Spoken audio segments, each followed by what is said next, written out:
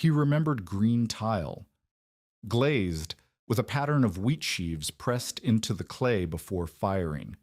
His father's kitchen near Ulm, the smell of rye bread cooling on the rack, beeswax candles throwing soft shadows on the ceiling. His father had pressed one hand flat against the stove wall. No fire burning inside, no coals, nothing. And the tile was warm, hours after the last flame. His father closed the damper with 2 fingers and said, "Heat walks slowly through stone. Let it walk." That was 30 years ago. Now his children were sleeping in their coats on a frozen floor in Dakota territory, and the chimney above them was cracked clear through. Matthias Rupp had never set foot on open prairie before the day he stepped off the freight platform in Napoleon, Dakota territory, with a wife, 3 children, and a trunk that held more tools than clothing. That was the 12th of October, 1887. He was 34 years old, born near Ulm in Württemberg, trained as a brewery cooper in Milwaukee, and he knew exactly 2 things about Dakota. The filing fee was $18 and the land was 160 acres. Everything else he had taken on faith from a claims agent who described the cabin as improved and habitable. The agent had not mentioned that the previous owner was dead. The wagon ride from the rail stop took 4 hours over grass so flat the horizon looked painted. Katerina sat with baby Marta against her chest, one hand braced on the sideboards. Clara, 9, counted fence posts. Anselm, 6, slept with his head on a flour sack. The driver, a Bohemian freighter named Ludek, who hauled supplies between Napoleon and the Creek settlements, said nothing for the first 2 miles, and then offered a single observation. The man who had that place died in September. Fever. Nobody cleaned it. Matthias asked how far the nearest timber was. Ludek pointed south. Beaver Creek bottom, 4 miles, cottonwood mostly, some elm. You will need a better wagon than what brought you. The cabin appeared against the sky like a crate someone had dropped and forgotten. 16 feet by 22 feet of rough-sawn timber, a sod lean-to stable on the north side, and a chimney made of field stone and clay that leaned 2 degrees off plumb. The door hung on leather hinges. A dead mouse lay frozen under the windowsill, curled tight as a fist. Ash had blown from the fireplace across the plank floor and settled in the cracks like gray snow. Katerina set Marta in the wagon bed and walked inside. She stood in the center of the room for 10 seconds. Then she turned to Matthias and said, "Where is the stove?"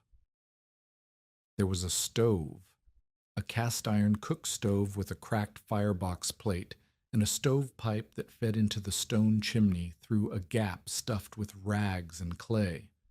The pipe joint had separated at some point during the dead man's final weeks, and soot coated the wall behind it in a black fan shape that looked like a burn scar. Matthias pulled the stove door open. The hinges screamed. Inside, a bird's nest sat on cold ash. He had paid the claims agent in Milwaukee $41 for the transfer, plus freight for the trunk and passage for 5. After buying flour, salt, lard, a second-hand milk cow from a German farmer near the rail stop, and paying Ludek for the haul, Matthias had $39.08. He counted it that first night by the light of a tallow candle while Katerina boiled water on a fire she built in the yard because the chimney drew smoke into the room instead of pulling it out. $39. 3 children. 2 cords of cottonwood stacked against the south wall, already half-seasoned and splitting at the ends. A fireplace that smoked. A stove that leaked. A roof seam over the west wall that let in wind. And winter coming across that flat horizon like a door swinging shut. The first visitor arrived on the 3rd day. Amos Brackett was 56 years old, a carpenter and chimney builder who had survived 6 Dakota winters, by knowing exactly what killed people and refusing to be shy about saying so. He was not tall, but he had the kind of chest that came from swinging a maul every day for 30 years, and his hands were cracked so deep at the knuckles that the skin looked like old leather gloves. He rode up on a gray mare, tied her to the lean-to post, and walked into the cabin without knocking. "I heard a German family took the Olmsted place," Brackett said. He looked at the chimney. He looked at the stove. He walked to the woodpile and kicked the nearest cord with his boot. Then he came back inside and stood with his arms crossed. "How many cords do you have?" he asked. "2," Matthias said. "A little more. You need 6 before Christmas. 8 if this wind keeps its teeth." Brackett pointed at the chimney. "That stone is cracked from the throat to the shoulder. It will draw smoke one day and throw sparks the next. The mortar is sand and creek mud. It was bad when Olmsted built it, and it is worse now."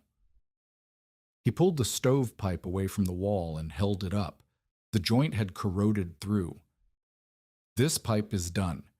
You need a new elbow, a new damper, and a straight run into a sound chimney." Matthias asked what it would cost. Brackett did not hesitate. $32. That is my labor, the brick, the lime, and the pipe fittings. I will not set a chimney I cannot trust, and I will not patch what Olmsted ruined. The number sat in the room like a stone. $32 out of 39 left Matthias with $7 for flour, feed, lamp oil, and everything else between October and spring. "I cannot pay $32, Matthias said. Brackett looked at him, not with cruelty, with the particular exhaustion of a man who had watched too many families arrive with hope and leave with nothing. "Then you have a choice," he said. "You can burn what you have, keep that door open for draft, sleep in your coats, and pray for a mild winter, or you can sell back to whoever bought your note and take your family somewhere with walls that work." "I am not selling." "Then you had better find wood. A lot of it. Because that fireplace will eat 2 cords a month if you keep it open enough to breathe, and you will still wake up with frost on the blankets." He left without offering help. He was not a cruel man. He was a frightened one. He had seen what happened to families who entered winter short, and he had stopped believing that good intentions could substitute for cordwood. Katharina heard the whole conversation from the doorway where she stood holding Marta. After Brackett rode away, she asked, "Is it as bad as he says?" Matthias looked at the cracked chimney, the broken stove, the 2 cords of cottonwood, the $39 that were already less than $39 because he had promised Ludek a return fee for hauling brick if brick could be found. He looked at Clara and Anselm sitting on the floor, wrapping their hands in their sleeves because the fire Katharina had built outside was dying, and the cabin was no warmer than the yard. "It is worse," he said, "because he is right about the chimney, and he is right about the wood, and I have no way to get either one fixed before the ground freezes." The question was not whether Matthias could survive a Dakota winter. Plenty of people survived Dakota winters. The question was whether he could survive one in a broken cabin with a cracked chimney, 2 cords of fast-burning cottonwood, $39, 3 children under 10, and no neighbors who believed he had a chance. The answer, by every measure Amos Brackett knew, was no. The idea did not come as a flash of genius. It came as a slow recognition, the way a man who has been staring at a locked door finally notices the window. It was the 9th night. Matthias sat beside the cook stove at 2 in the morning. The fire was down to coals. He had stuffed rags into the chimney gap and propped a board against the worst crack in the west wall, and the room held just enough warmth that the children could sleep without shivering if they stayed under every blanket the family owned. Katharina had moved the straw ticks closer to the stove. The baby slept in a crate lined with wool, pressed against the stove's side panel where the iron still held a ghost of heat. But the stovepipe above the stove was too hot to touch. Matthias had brushed it with his knuckle an hour earlier and pulled back with a hiss. The iron was burning. The heat was climbing the pipe, entering the ruined chimney and leaving the cabin through the cracked stone and the open sky. The room floor was ice. The stovepipe was fire. And between those two facts lay everything wrong with the way this cabin worked. He sat with his back against the wall and closed his eyes, and what came to him was not a plan, but a room. His father's house near Ulm, a kitchen with a Kachelofen, a tiled masonry stove that filled one corner like a piece of furniture. He remembered the tiles, green glaze with a pattern of wheat sheaves. He remembered the warmth of them under his palm, not hot, not burning, just warm, the way a sun-baked stone feels in the afternoon. He remembered his father closing the damper with 2 fingers after the fire died, sealing the heat inside the mass. He remembered sleeping against the stove wall on a bench built into the masonry, and the warmth lasting all night. No flames, no coals, just brick and tile holding what the fire had given them, and letting it go slowly, hour by hour, until morning. His father had pressed his hand to the tile and said, "Heat walks slowly through stone. Let it walk." Matthias opened his eyes. The stovepipe above him was still too hot to touch. The floor was still freezing, and the difference between those two temperatures was the difference between survival and death. The chimney was stealing supper from the room. He did not sleep the rest of that night. He sat on the floor with a stick of charcoal and a piece of board and drew.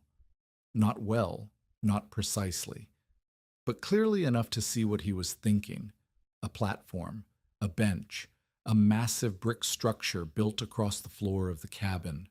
At one end, a firebox, small, tight, lined with the hardest brick he could find. The smoke would not go straight up. It would enter a channel inside the bench, travel horizontally through the mass, turn back once, and then rise into a final chimney only after surrendering most of its heat to the brick. The brick would absorb the heat.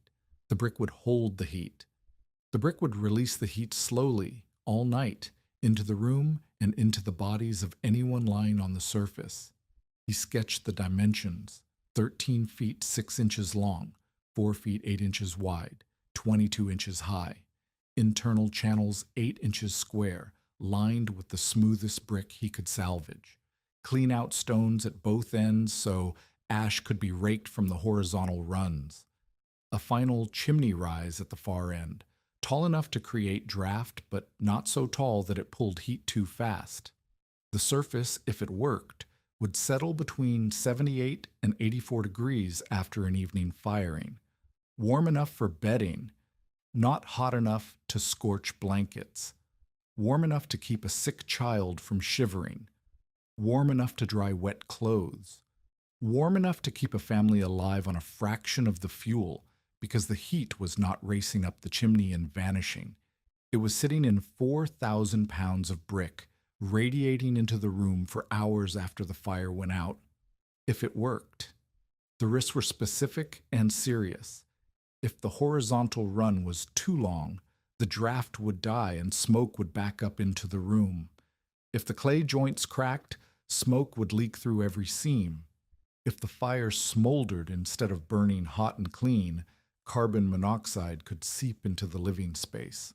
If the brick held too much heat too close to the timber floor joists, the cabin could catch fire from below. If the final chimney rise was too short, wind would push exhaust back down. If the mortar failed in the turns, the whole structure became a smoke trap. Matthias knew what a Kachelofen looked like. He had slept beside one as a child. He had worked as a kiln tender's helper in a Milwaukee brewery, which meant he understood fire, draft, and the behavior of heat in enclosed masonry spaces. But he had never built a masonry heater. He had never laid brick professionally. He had never calculated flue dimensions or mortar ratios or chimney heights. He was a cooper who remembered warmth. The next morning, he showed the drawing to Katharina. She studied it the way she studied everything, silently, completely, with her lips pressed together. Then she asked 3 questions. How much brick? More than I have. I will need to salvage. How long to build?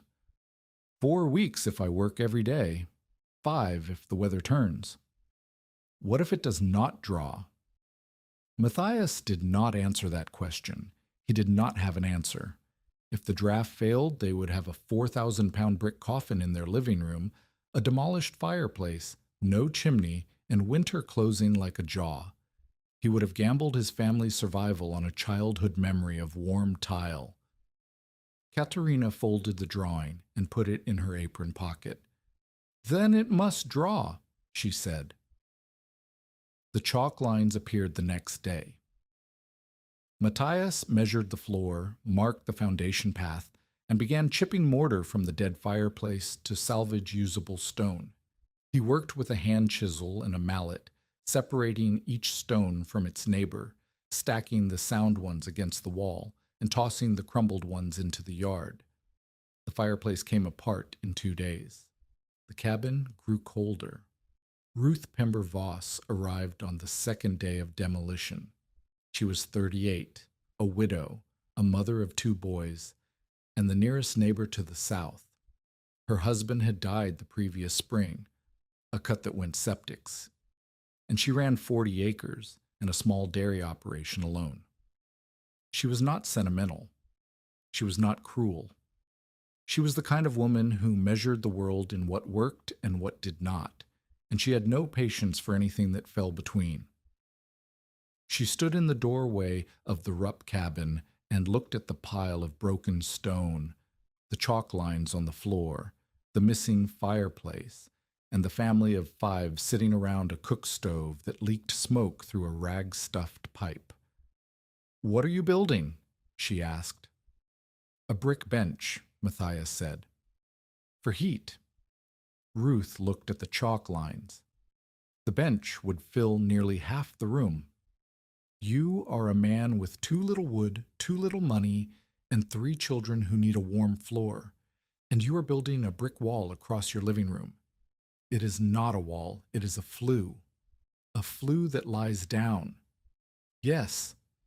Ruth looked at the children. Clara was sorting stones by size. Anselm was sweeping ash with a birch twig.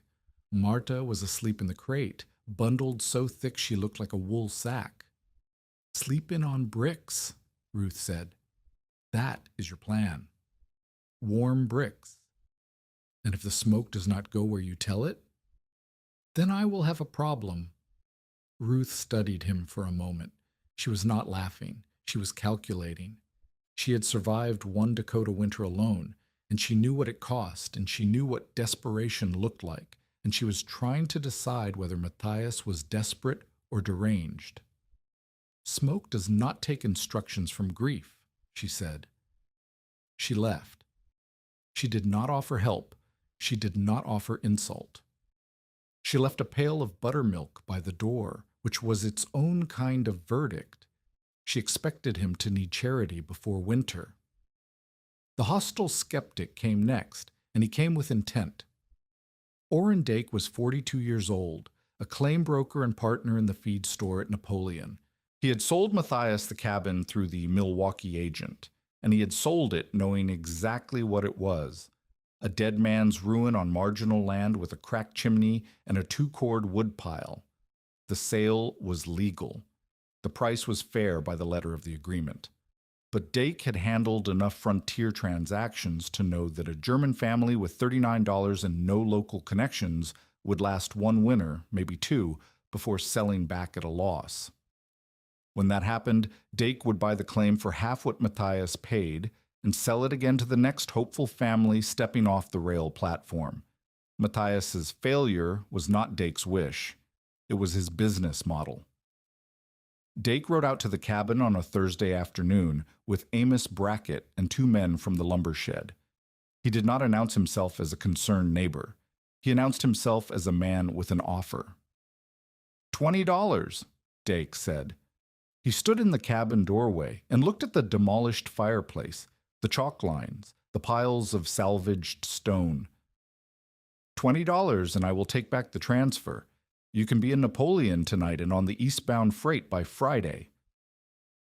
Matthias was on his knees chipping mortar from a hearthstone. He did not stand up. I am not selling my children's roof for $20, he said. Dake looked at Brackett. Brackett looked at the chalk lines on the floor and the missing chimney and the stovepipe hanging loose from the wall. Matthias, Brackett said, and his voice had the weight of a man choosing his words with care. I told you to fix the chimney. Instead, you tore it out. You have no fireplace. You have no chimney. You have chalk on the floor and a pile of broken stone. What do you think happens when November comes? I am building something. What are you building? A masonry bench with a horizontal flue. The smoke travels through the brick, heats the mass, and exits through a chimney at the far end. The brick holds the heat for hours after the fire goes out. Silence. Dake looked at the chalk lines again. Then he laughed. Not a mean laugh, a genuine one, the laugh of a man who cannot believe what he is hearing. A brick coffin, he said, with a stovepipe. Brackett did not laugh. He stared at the chalk lines as if they were a sentence written in a language he could almost read. Heat rises, Brackett said. Smoke rises. Chimneys go up. Men who argue with that bury children. One of the men from the lumber shed, a younger teamster whose name Matthias never learned, said, Rupp means to smoke his children like sausage. The line got a laugh from Dake. It would get more laughs over the following weeks, repeated at the feed store, at the lumber shed, at the well where women drew water, at the schoolhouse where children traded their parents' gossip like currency. Ruth Voss was there. She had come with a second pail of buttermilk and stood near the stable, listening. She did not defend Matthias. She did not join the laughter. She watched Dake's face while he laughed, and then she looked at the chalk lines on the floor, and she asked a single question. Where will the ash go? Nobody answered her. Dake made his offer once more. $20, clean transfer, no hard feelings. And Matthias shook his head without looking up from the stone he was chipping. Dake left. Brackett left. The teamster left.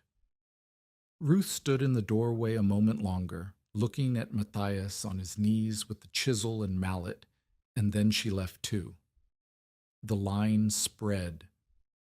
He's building a coffin with a stovepipe in it.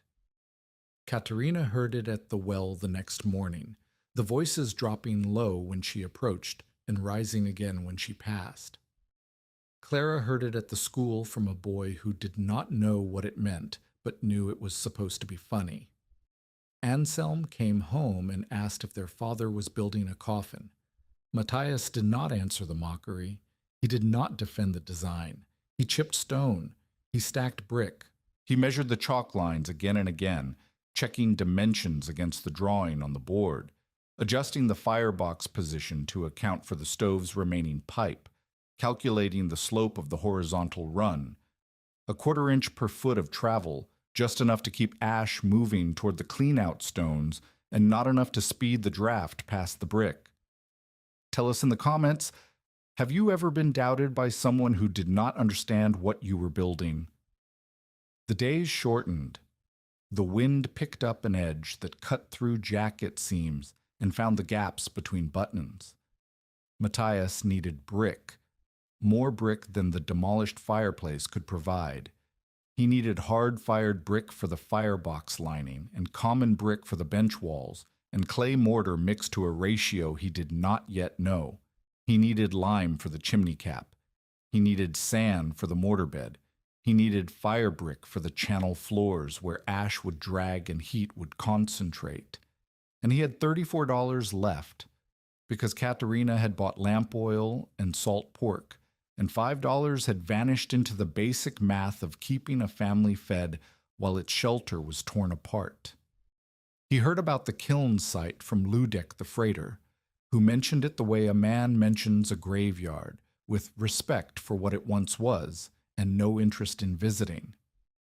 An old brickyard on a bluff above Beaver Creek, abandoned 2 seasons back when the owner moved to Bismarck.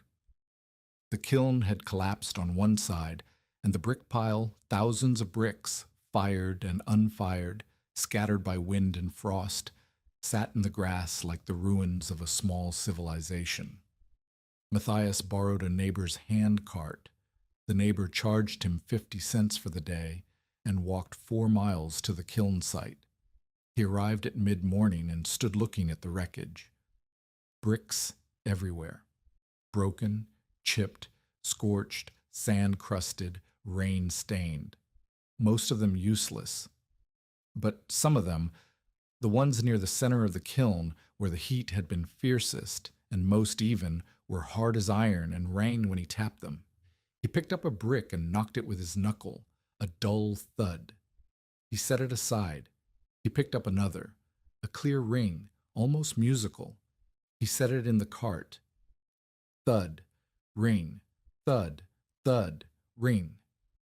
He worked for 3 hours, tapping and sorting, filling the cart with the bricks that sang and leaving the bricks that whispered.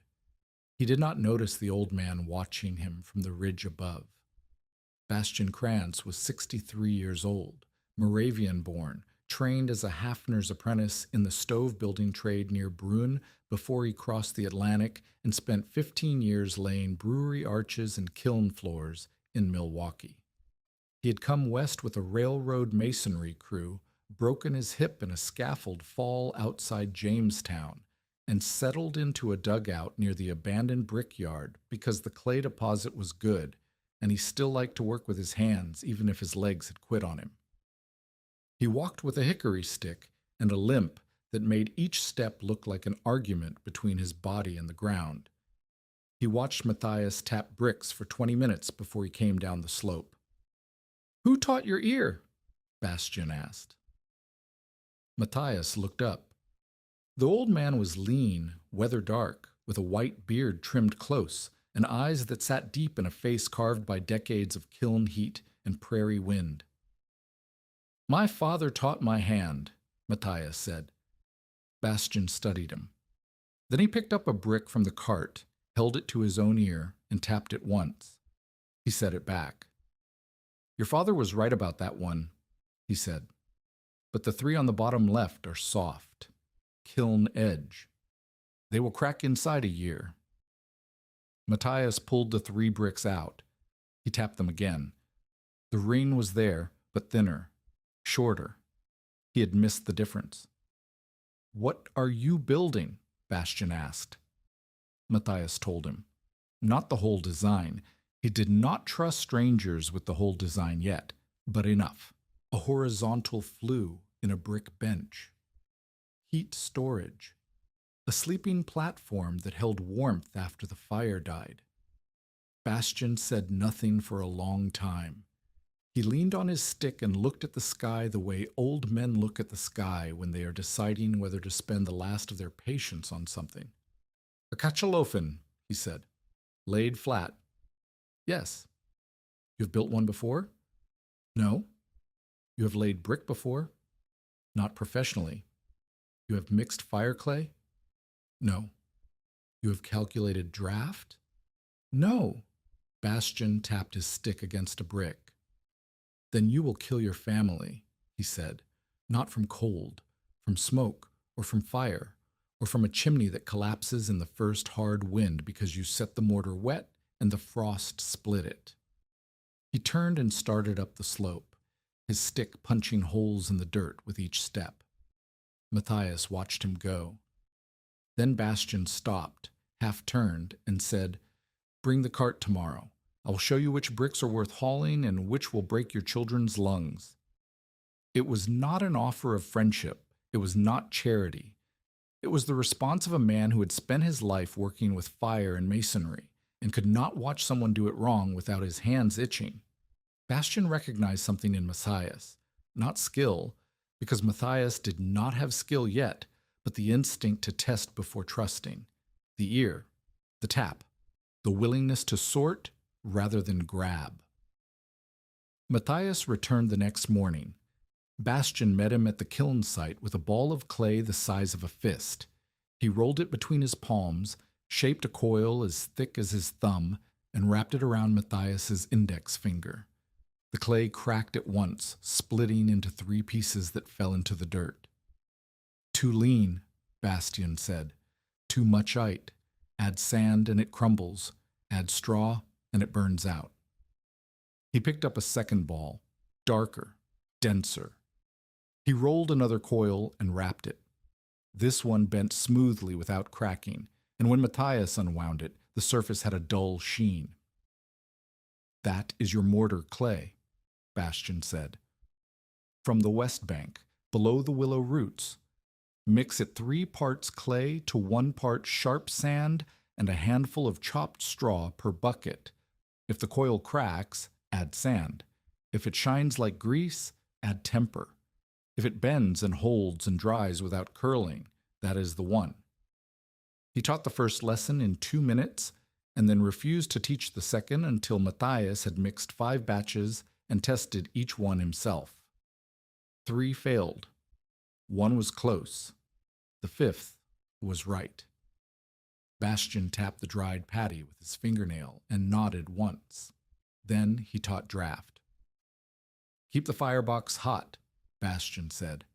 Not warm, hot. Smoke moves because it is lighter than the air behind it. If the fire is lazy, the smoke is lazy. Give smoke a reason to move, and it will move. The reason is heat. The horizontal run will cool the smoke, but the final rise must be warm enough to pull. If the last chimney section is colder than the outside wind, the wind wins and the smoke comes back inside. He drew in the dirt with his stick. The firebox at one end, the horizontal channel running the length of the bench. The turn, where the smoke reversed direction. The second horizontal run back toward the firebox end. The final rise through an outside stone pier to the chimney cap. The turn is where men die, Bastian said. Ash collects. Draft slows. Smoke thinks about going backward. You must make the turn smooth, and you must put a clean-out stone where you can reach it. Every week you open it, rake the ash, and inspect the seam.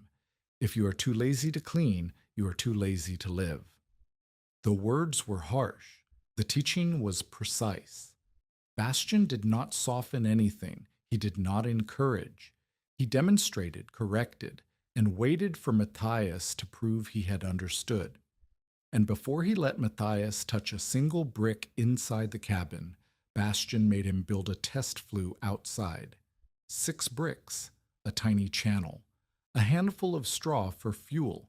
Matthias stacked them on a flat stone near the kiln site, sealed the joints with the clay mortar he had mixed, and lit the straw.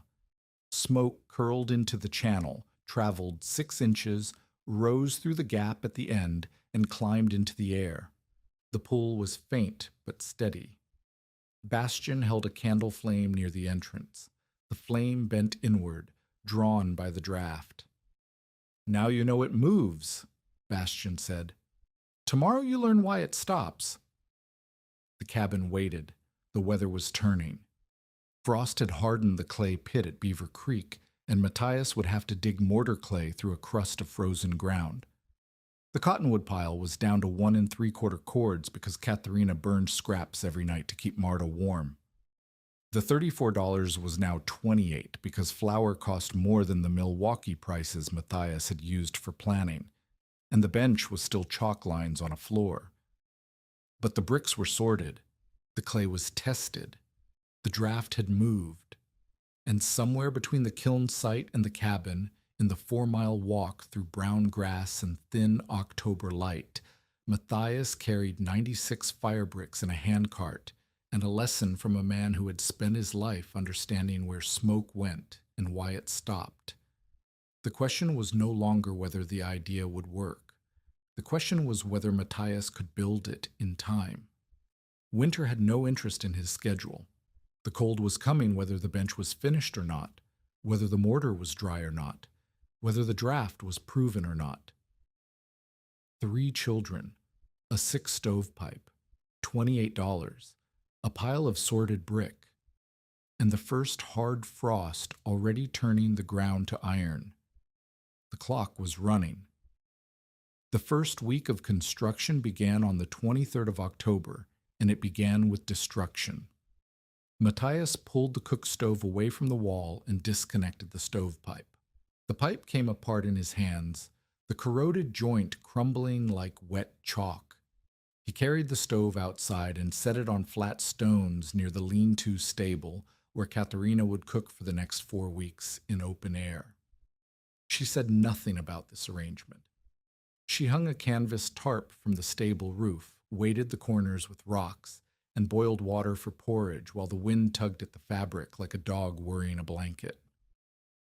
The cabin was now colder than the yard. Matthias spent 3 days on the foundation. The bench would weigh close to 4,000 pounds when finished, Bastian's estimate, calculated by counting bricks and adding mortar weight, and the plank floor joist could not hold it. He pulled up 6 floorboards along the chalk line, dug down 18 inches to hardpan, and laid a bed of flat field stones hauled from the creek bank. Each stone had to be level. He checked with a borrowed carpenter's square, shimming with gravel and clay until the foundation sat true within a 1/4 inch across 13.5 feet. Clara asked why the floor had a hole in it. "Because the bench needs legs that touch the ground," Matthias said. "The floor is the ground," Clara said. "Not strong enough ground." She accepted this with the gravity of a 9-year-old who has decided her father is either very smart or very confused and cannot yet tell which. Bastian arrived on the 4th day. He did not knock. He walked in slowly, his hickory stick punching the floorboards with each step, and looked at the foundation stones. He knelt, which cost him visible pain, and ran his hand across the surface. He pressed his thumb into the clay bed between 2 stones. He stood up. "The east end is a hair high," he said. "Fix it, or your draft will favor one channel over the other." Matthias fixed it. It took 2 hours to pull the stones, re-level the clay bed, and reset them. Bastian watched from a stool Katharina brought him, drinking the coffee she had boiled on the outdoor stove, and said nothing until Matthias was finished. "Now lay your first course," Bastian said. The first course was common brick, the softer, cheaper brick salvaged from the kiln site's outer walls. These would form the base of the bench, the outer walls of the structure. They did not need to withstand direct flame. They needed to hold weight and transfer heat. Matthias laid them in a bed of clay sand mortar mixed to Bastian's ratio.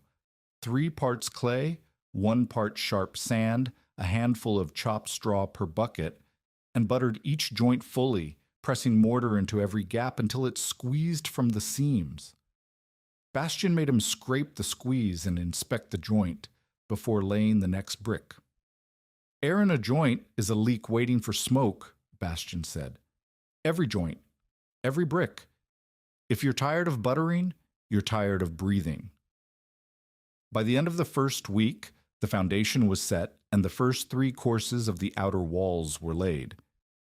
The bench was beginning to take shape, a low brick rectangle running from the south wall almost to the north wall, 4 feet 8 inches wide, with the beginning of internal dividing walls that would form the flue channels. The cabin floor around it looked like a quarry. Brick dust, mortar buckets, stacked common brick, sorted fire brick, tools borrowed from Brackett's shed. Matthias had rented them for $1 a week, which Brackett accepted with a look that said he expected to get his tools back sooner than Matthias expected to finish. Katerina cooked outside. The children slept in a cluster on straw ticks pushed against the east wall, as far from the construction as the cabin allowed.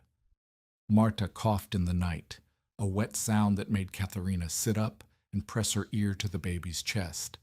The cabin was cold enough that breath showed in the morning light.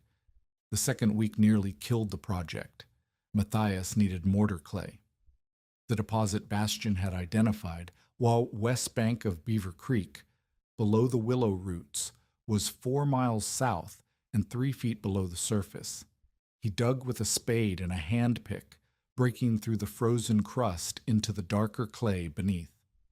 The October frost had gone deeper than expected.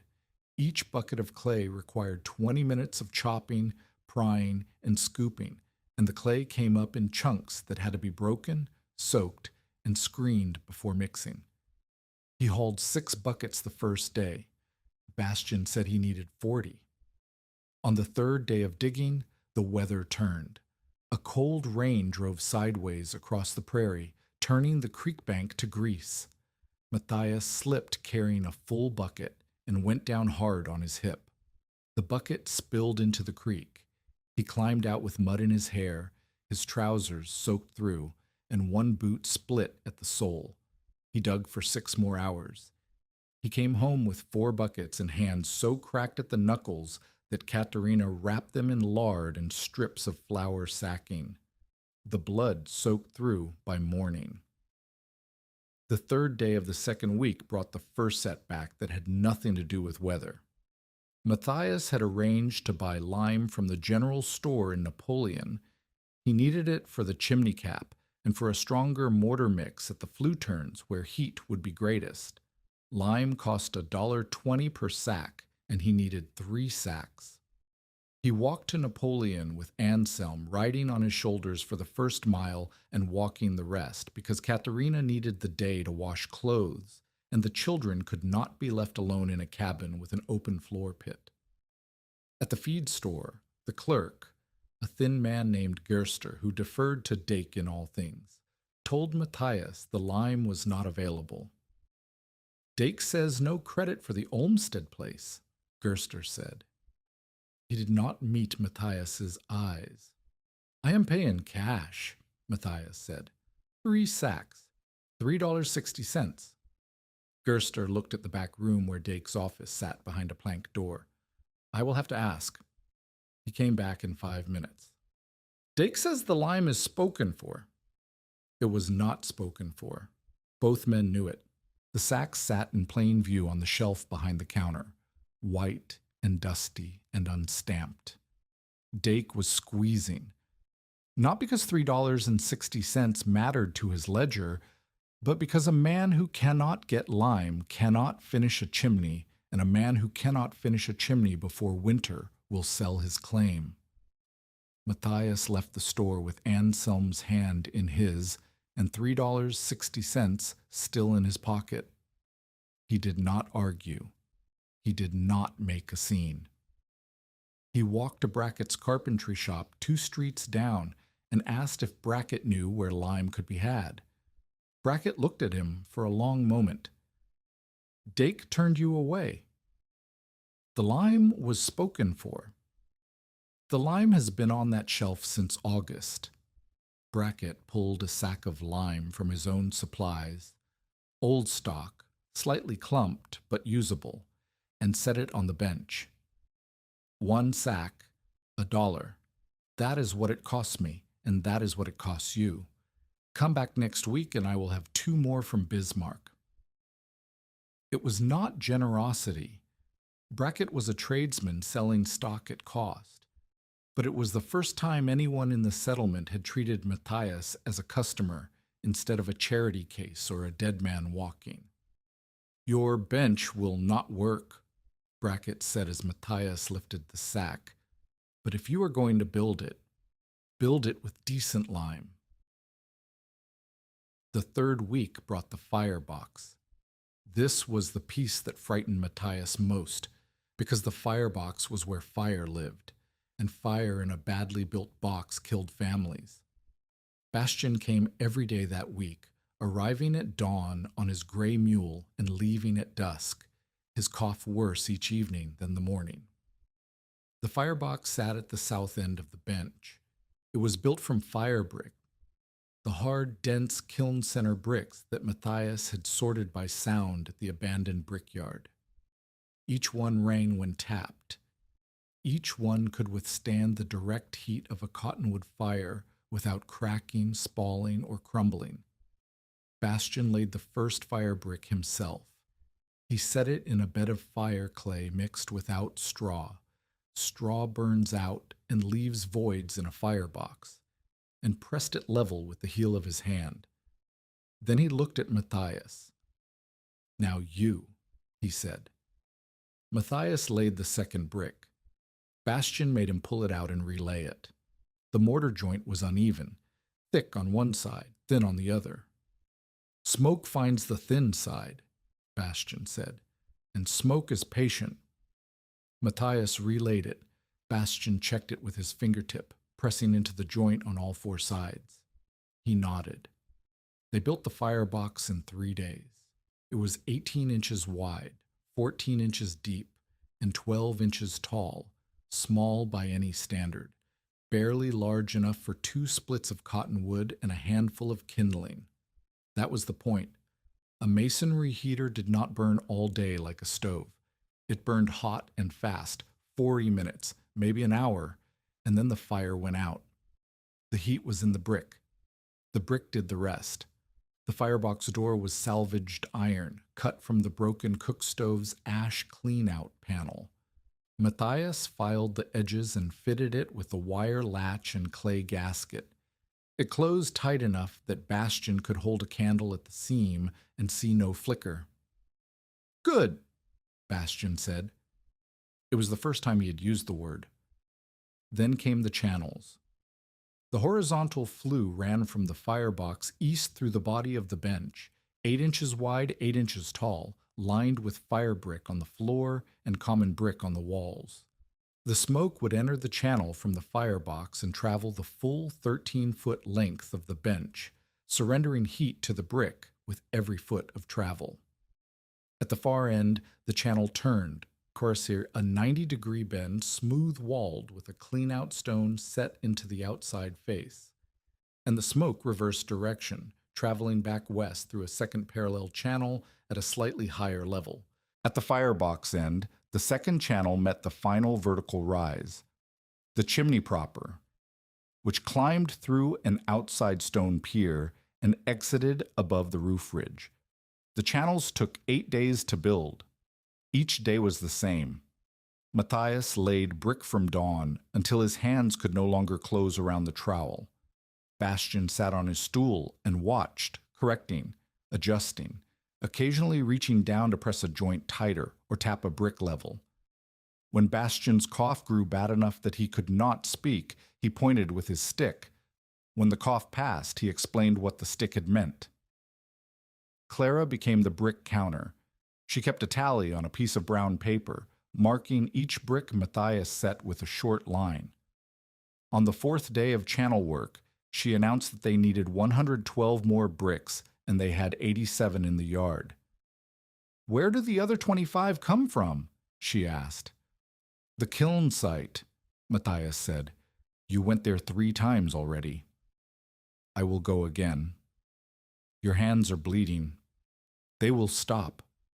Clara studied him with her mother's eyes, measuring, calculating, deciding whether to accept the answer or push further. She was 9 years old, and she had already learned that her father's confidence and his competence were not always the same thing. She went back to counting.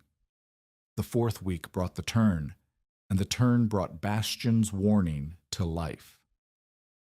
The turn was the most critical joint in the entire structure. Where the horizontal channel bent 90 degrees in the smoke reverse direction, the draft was weakest. Ash would settle at the bend, smoke would slow.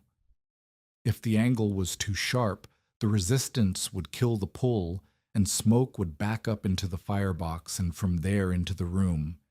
If the angle was too gentle, the channel lost its geometry, and the second run would not draw evenly. Bastian made Matthias practice the turn 3 times with dry stacked brick before mortaring. Set the curve, Bastian said. Not a corner. A curve. Smoke does not like corners. Smoke likes to be led. The first dry stack was too tight. Bastian knocked it apart with his stick. The second was too wide. It opened the channel mouth and would spill heat unevenly. The third was right. A smooth arc of brick, each angled 2 degrees off the last, creating a gentle bend that maintained the 8-inch channel width throughout the turn. Matthias mortared it on a Thursday. The clay was mixed to Bastian's ratio, the joints buttered full, the clean-out stone fitted into the outer wall with a lip of mortar that could be broken with a chisel when cleaning was needed. Bastian held his candle at the clean-out seam. The flame bent inward. Draft was pulling through the turn, even without fire, drawn by the temperature difference between the cold chimney opening above and the slightly warmer interior of the enclosed channel. The turn will hold, Bastian said, if you keep it clean. He paused, and his face changed. The teaching expression replaced by something older and harder. Your danger is not flame, he said. Your danger is laziness after success. The day you decide the ash can wait 1 more week is the day the draft dies and the smoke finds your children. Matthias did not argue. He had seen Bastian's face when the old man talked about smoke, and he understood that somewhere behind that face was a memory of smoke in the wrong place and someone who did not survive it. He did not ask. Some knowledge announced itself through silence. The chimney went up on the first day of November. The final vertical rise, built from common brick set in lime mortar, capped with a fieldstone slab, climbed through an outside stone pier that Matthias had framed with salvaged timber and packed with clay and gravel to separate the masonry from the cabin's wood structure. The air space between the chimney pier and the nearest wall joist was 4 inches packed with sand, Bastian's requirement non-negotiable. Brick near wood is a question, Bastian said. The answer is always fire unless you put enough nothing between them. The chimney rose 8 feet above the roof ridge. Bastian said 6 was minimum. Matthias added 2 because the prairie wind came from every direction, and he wanted the chimney tall enough that no gust could push exhaust back down. By the 2nd of November, the bench was sealed. It filled nearly half the cabin's floor space. 13 feet 6 inches long, 4 feet 8 inches wide, 22 inches tall. The top surface was smooth common brick laid flat and grouted tight, covered with a layer of fine sand that Katharina swept and packed until it felt like a clay floor. The family's straw ticks lay on top, covered with wool blankets. The sleeping platform could hold all 5 of them, Matthias and Katharina on the outside edges, the 3 children between them. It looked, Matthias had to admit, exactly like what Orrin Dake had called it. A brick coffin with a stovepipe. The firebox door sat at the south end, low to the floor. The clean-out stones, 2 of them, 1 at each end of the horizontal run, sat like small square doors in the bench's outer wall. The chimney rose from the far end, visible through the window as a brick column climbing past the roof. The cook stove had been moved back inside and reconnected to its own pipe through a new vent hole Matthias had cut in the west wall, separate from the bench's chimney entirely. Everything was in place. Nothing had been tested with fire. Bastian came for the first firing on the 3rd of November. He brought a pouch of dry shavings, a stub of tallow candle, and his hickory stick, which he leaned against the bench as if docking a boat. Open all clean-outs, he said. Matthias pulled the clean-out stones from both ends. Cold air whispered through the channels. Light the candle and hold it at the firebox door. Matthias lit the candle and held it at the opening. The flame bent. Not dramatically, a slight tilt, a lean toward the firebox mouth, but it bent. Air was being pulled through the channels, through the turn, up the chimney, and out into the November sky. The system was drawing without fire. Good, Bastian said. Now close the cleanouts and build your fire. Matthias built it small. Dry cottonwood scraps, splits no thicker than his wrist, and a handful of twisted hay for kindling. He struck the fire with flint and steel because matches cost money, and nursed the flame until the kindling caught and the first split began to crackle. Smoke rose from the fire and entered the channel mouth. For 3 seconds, nothing moved. The smoke pooled against the firebrick ceiling of the firebox, gray and thick, and Matthias's chest tightened because 3 seconds of pooled smoke was 3 seconds of failure, and Katerina was standing behind him with Marta in her arms and the other 2 children pressed against her legs. Then the draft caught.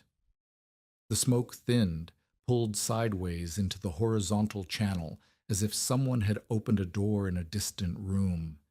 It vanished into the bench. Matthias put his ear against the outside wall of the brick and heard it, a faint, low hum like wind through a pipe, like something breathing inside the masonry. He walked to the far end, held his hand over the chimney base where it joined the bench. Warm air, moving, rising. Bastian held his candle at the first clean-out seam. The flame bent inward, not a leak, suction. The seam was pulling air in, not pushing smoke out. He checked the second clean-out, same result. He checked the firebox door seam. The flame bent inward. It draws, Bastian said. Katerina stood behind Matthias. She did not cheer. She did not cry. She put one hand on the bench top and held it there waiting. The brick was cold. It had been cold for weeks, for the entire life of the structure. It had absorbed nothing yet. The fire burned for 40 minutes. Matthias fed it slowly. 2 more splits, a handful of hay, a manure straw block that Ruth Voss's sons had brought the previous week. The firebox glowed orange through the iron door's edge. Smoke traveled the channel, turned the bend, traveled back, and climbed the chimney. No smoke entered the room. No smoke leaked from any seam. At midnight, Matthias pressed his hand to the bench top.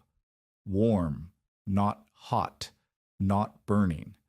The deep, even warmth of stone that has been heated from within, the warmth he remembered from his father's house, from the green glazed tiles, from the childhood he had carried 4,000 miles and rebuilt from broken brick and creek bank clay.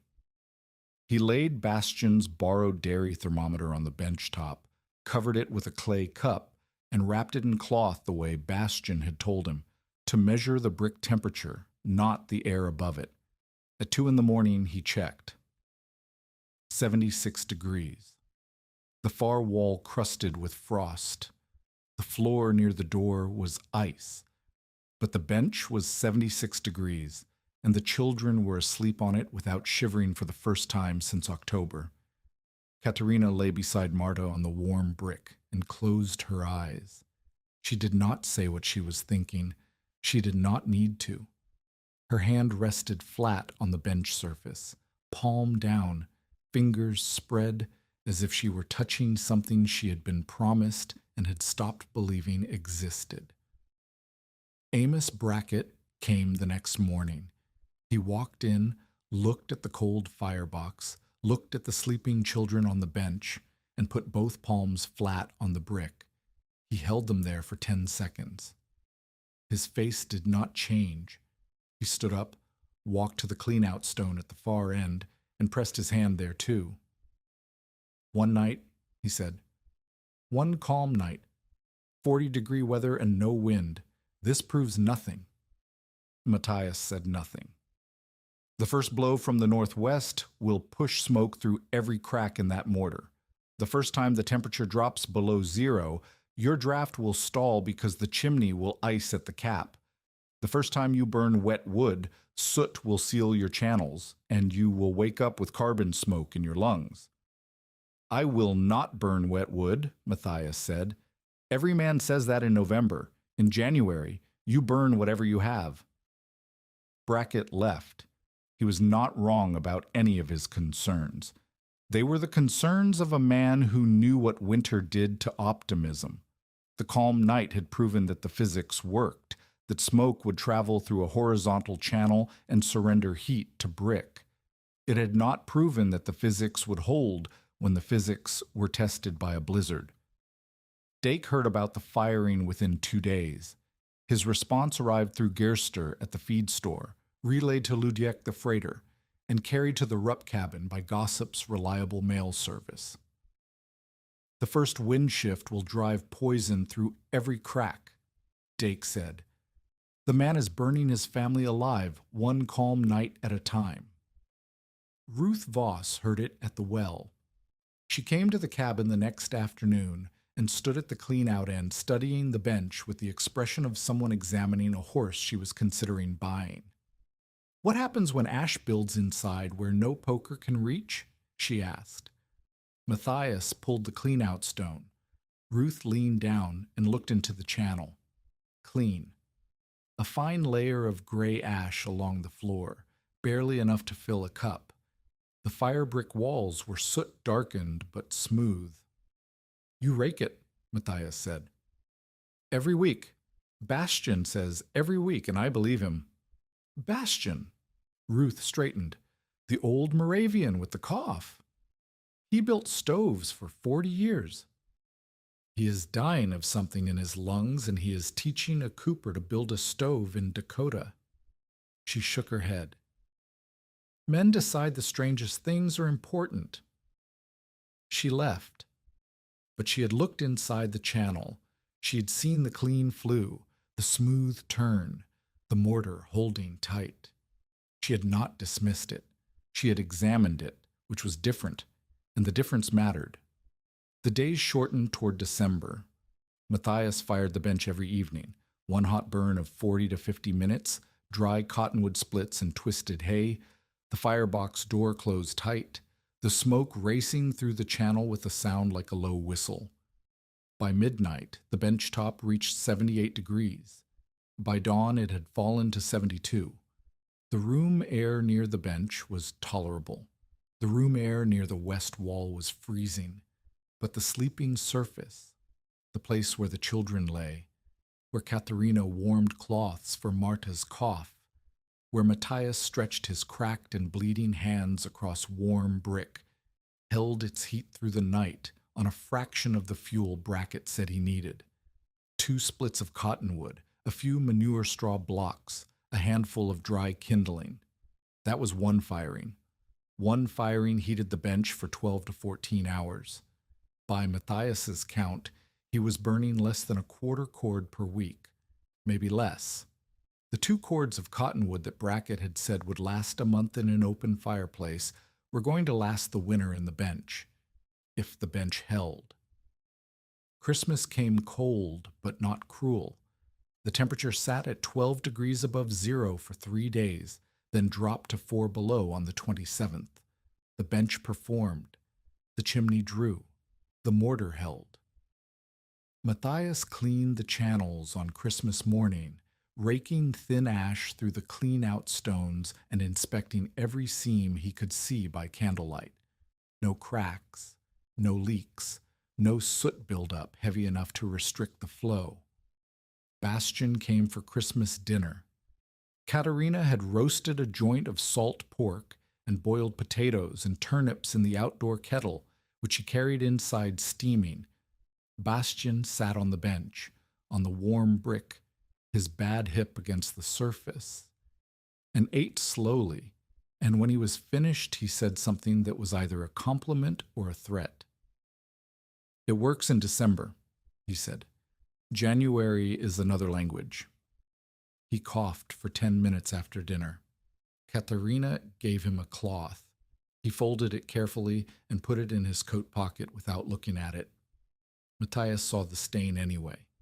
Red-brown. Not new. January of 1888 began with a lie. The first 11 days were mild, absurdly, dangerously mild. Temperatures climbed above freezing, snow softened, roads opened, men went to town without wrapping their faces. Children walked to school without mittens. The mild days felt like a gift, but Matthias had heard Bastian say that the plains do not give gifts, they give bait, and Matthias trusted Bastian more than he trusted the weather. On the morning of January 12th, the sky was blue and the air was calm. The temperature was above freezing by breakfast. Matthias needed flour. The sack was down to a week's worth beer and decided to ride to Napoleon with the neighbor's cart. The trip was 8 miles round. He would be back by mid-afternoon. Katharina stayed home with Marta, who had a fever. The baby had been fussing for 2 days, her skin hot and dry, her cry thin and reedy. Katharina kept her on the bench, wrapped in wool, with warm cloths changed every hour. Clara and Anselm walked to the sod schoolhouse 2 miles north. The teacher, a woman named Frau Eicher, kept a small iron stove in the corner and expected children to bring their own fuel. Clara carried a bundle of twisted hay under one arm and Anselm's hand in the other. The sky was blue when they left. The air was warm. By noon, the sky had not changed. Matthias was in Napoleon, loading flour and a small sack of salt into the cart. The freighter Ludek was in the store, buying rope, and he said something Matthias would remember for the rest of his life. "The horses are nervous," Ludek said. "I do not like a warm day in January that makes horses nervous." Matthias left Napoleon at 12:30. He was 2 miles south of town when the sky turned. It did not darken gradually. It did not gather clouds. The northwestern horizon went from blue to gray-green in the time it took Matthias to shift the flour sack from one hand to the other.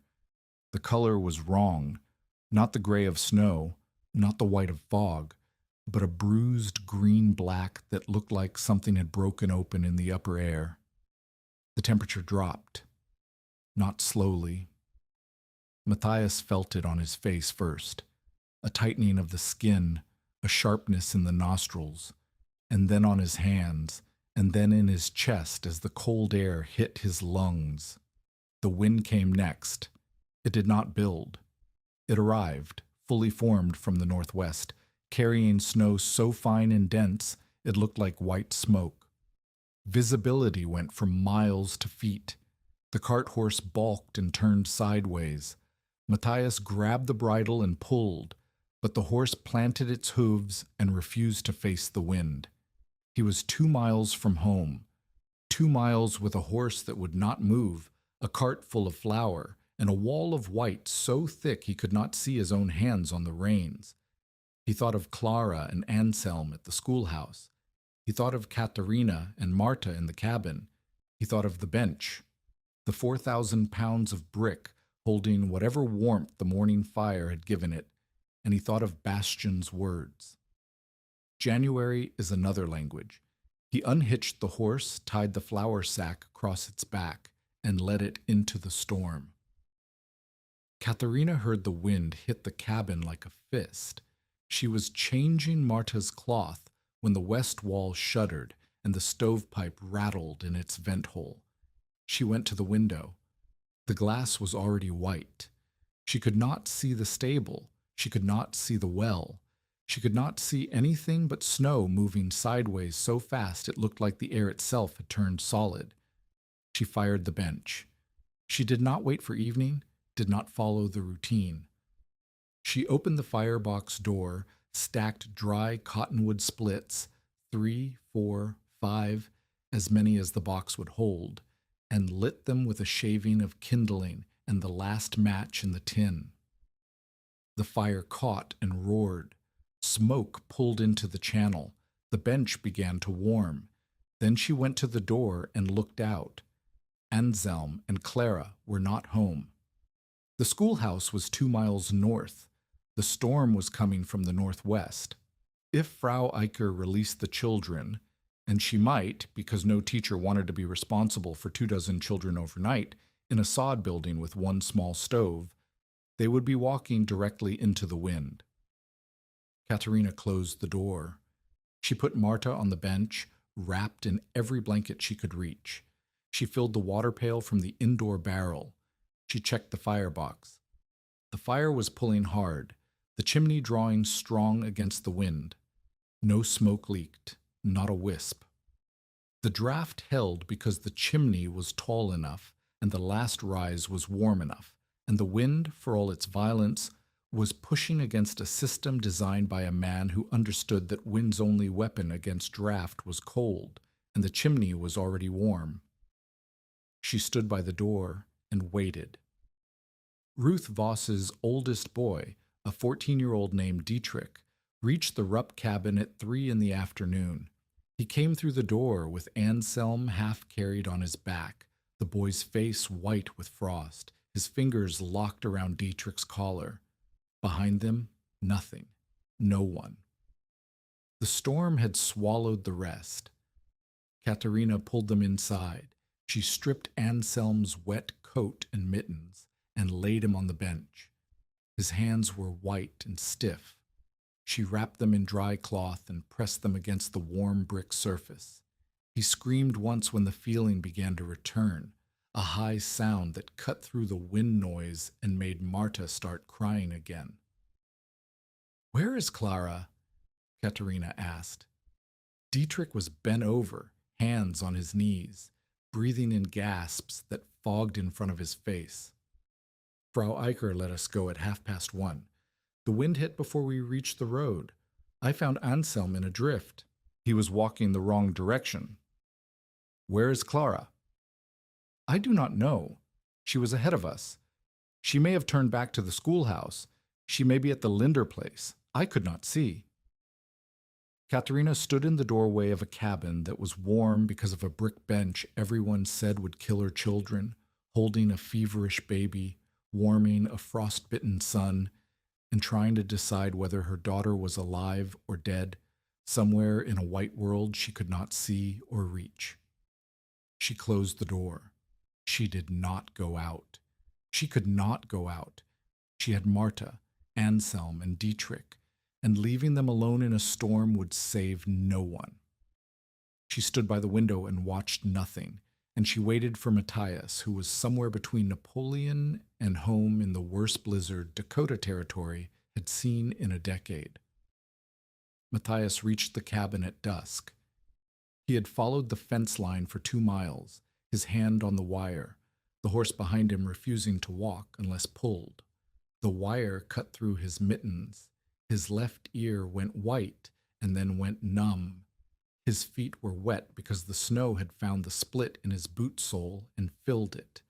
He came through the door stiff-legged, ice crusted on his eyebrows, and saw Anselm on the bench and Katerina standing with Marta, and the question that had been in her eyes since 3 o'clock. "Clara is not here," Katerina said. The words landed in his chest like a stone dropped from height. He looked at the bench. Anselm was warm, his color coming back, his hands wrapped in cloth against the brick. Dietrich sat at the far end, eating a piece of bread. Marta slept on a folded blanket, her breathing shallow but steady, her face slack with fever and warmth. The bench was doing what it was designed to do, holding heat, releasing it slowly, keeping bodies alive in a room where the walls shook and the west wall gap whistled, and the air near the ceiling was so cold that breath crystallized before it reached the rafters. He could stay. He could keep the fire going, keep the children warm, wait for dawn, and hope Clara had found shelter. Or he could go back out. If you are invested in this story, stay with us, because what happens next decides whether the thing everyone mocked becomes shelter or tomb. Matthias pulled on his wet coat. He took the leather strap from the horse's harness and tied it around his waist with a long tail. He told Katerina to feed the fire at midnight and not before Izanch let the bench hold what it had. He told Dietrich to keep Anselm on the brick and not let him stand until morning. He opened the door and walked into the storm. The wind hit him sideways, and he stumbled 3 steps before catching the fence post. The snow was not falling, it was flying. Horizontal, dense, sharp as sand. He could not see the stable. He could not see the well. He could not see his own hands. He followed the fence north. The schoolhouse was 2 miles. If Clara had turned back, she would be there. If she had kept walking, she could be anywhere, in a ditch, behind a haystack, inside someone else's stable, or in the snow itself, which was the word he would not think. The fence wire sang in the wind. Ice coated it in a sheath that cut his mittens and then cut his hands. He gripped it anyway. The wire was the only truth in the storm. Everything else, direction, distance, time, had been erased. He walked north because the wire went north, and because Clara was somewhere north, and because stopping meant she stayed alone. He lost the wire once. The posts had been torn from the ground by wind, and for 30 feet, nothing. He went to his knees in a drift and felt for the next post with both hands, sweeping the snow like a man searching for a coin in a dark room. His fingers hit wood. He pulled himself to it, found the wire, and kept walking. 1 mile, 2 miles. He counted posts. Every 8th post had a brace, and he used the braces as markers. 16 braces to the schoolhouse. He counted 7 before his legs started to go. The cold was not painful anymore. It was heavy. It sat on his shoulders and in his chest and in the bones of his feet, and it told him that lying down would be easier than standing, and standing would be easier than walking, and walking would be easier than walking the rest of the way. The arithmetic of cold was simple. Every minute of effort cost more than the minute before, and at some point the cost exceeded what a body could pay. He counted the 8th brace, the 9th, the 10th. At the 14th brace, he heard something, not the wind. The wind was constant, a roar so complete it had become silence. He heard a voice, high, thin, cut off by the wind, and then back again. A child's voice, not words, a sound. The sound a child makes when they have been calling for so long that their throat has stopped making words and started making noise. He followed it. Off the wire into the open, which was the thing Bastian had told him never to do in a storm. Follow the fence. Always follow the fence. But the voice was not on the fence. The voice was east, maybe 20 yards, maybe 100. Direction meant nothing in white air. He found them in the lee of a haystack. 3 children. Clara and 2 younger ones he did not recognize. A boy of 5 and a girl of 7 from the Linder homestead. They were pressed against the hay, which had kept the direct wind off them, but the cold had found them anyway. Clara's braids were frozen stiff as rope. Her lips were blue. The younger girl was not crying anymore. The boy was shaking so hard his teeth sounded like someone tapping stones. Matthias could not carry 3 children. He could not carry 1 and leave 2. He pulled a feed sack from the haystack. Ranchers sometimes left them weighted on top to keep the hay from blowing, and laid the 2 smaller children on it. Clara he pulled to her feet. "Walk," he said. "I cannot feel my legs," Clara said. "Walk." He pulled the feed sack with one hand and held Clara with the other and went back toward the fence. He found it by luck or by God, or by the fact that the haystack was only 30 yards from the wire and the wind had pushed him in approximately the right direction. His hand hit the post, and he grabbed the wire and he turned south.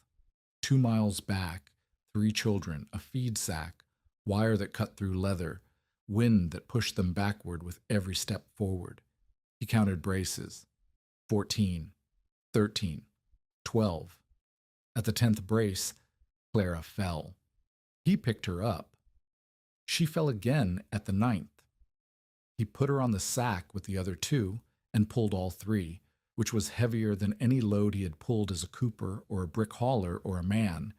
And his back told him so, and his knees told him so, and the wind told him so. He counted 8, 7, 6. At the second brace, he saw light, a faint orange glow through the snow, the cabin window, where Katharina had set the tallow candle. He had told her not to burn candles in the storm. She had done it anyway, and the light was the difference between the second fence post and the first, between the yard and the door, between the wind and the warmth. He came through the door dragging the sack. Katharina and Dietrich pulled the children inside. 3 small bodies, stiff with cold, faces white, hands locked into fists. They laid them on the bench. The bench was warm. The fire had burned down hours ago. The firebox was cold. The ash in the channel had not been raked, but the 4,000 pounds of brick held the heat it had absorbed from the afternoon's firing, and the surface temperature, Matthias would check it later when his hands could hold the thermometer, was still near 72 degrees. Warm enough to thaw frozen braids, warm enough to press a child's white hands against and wait for the screaming that meant blood was returning.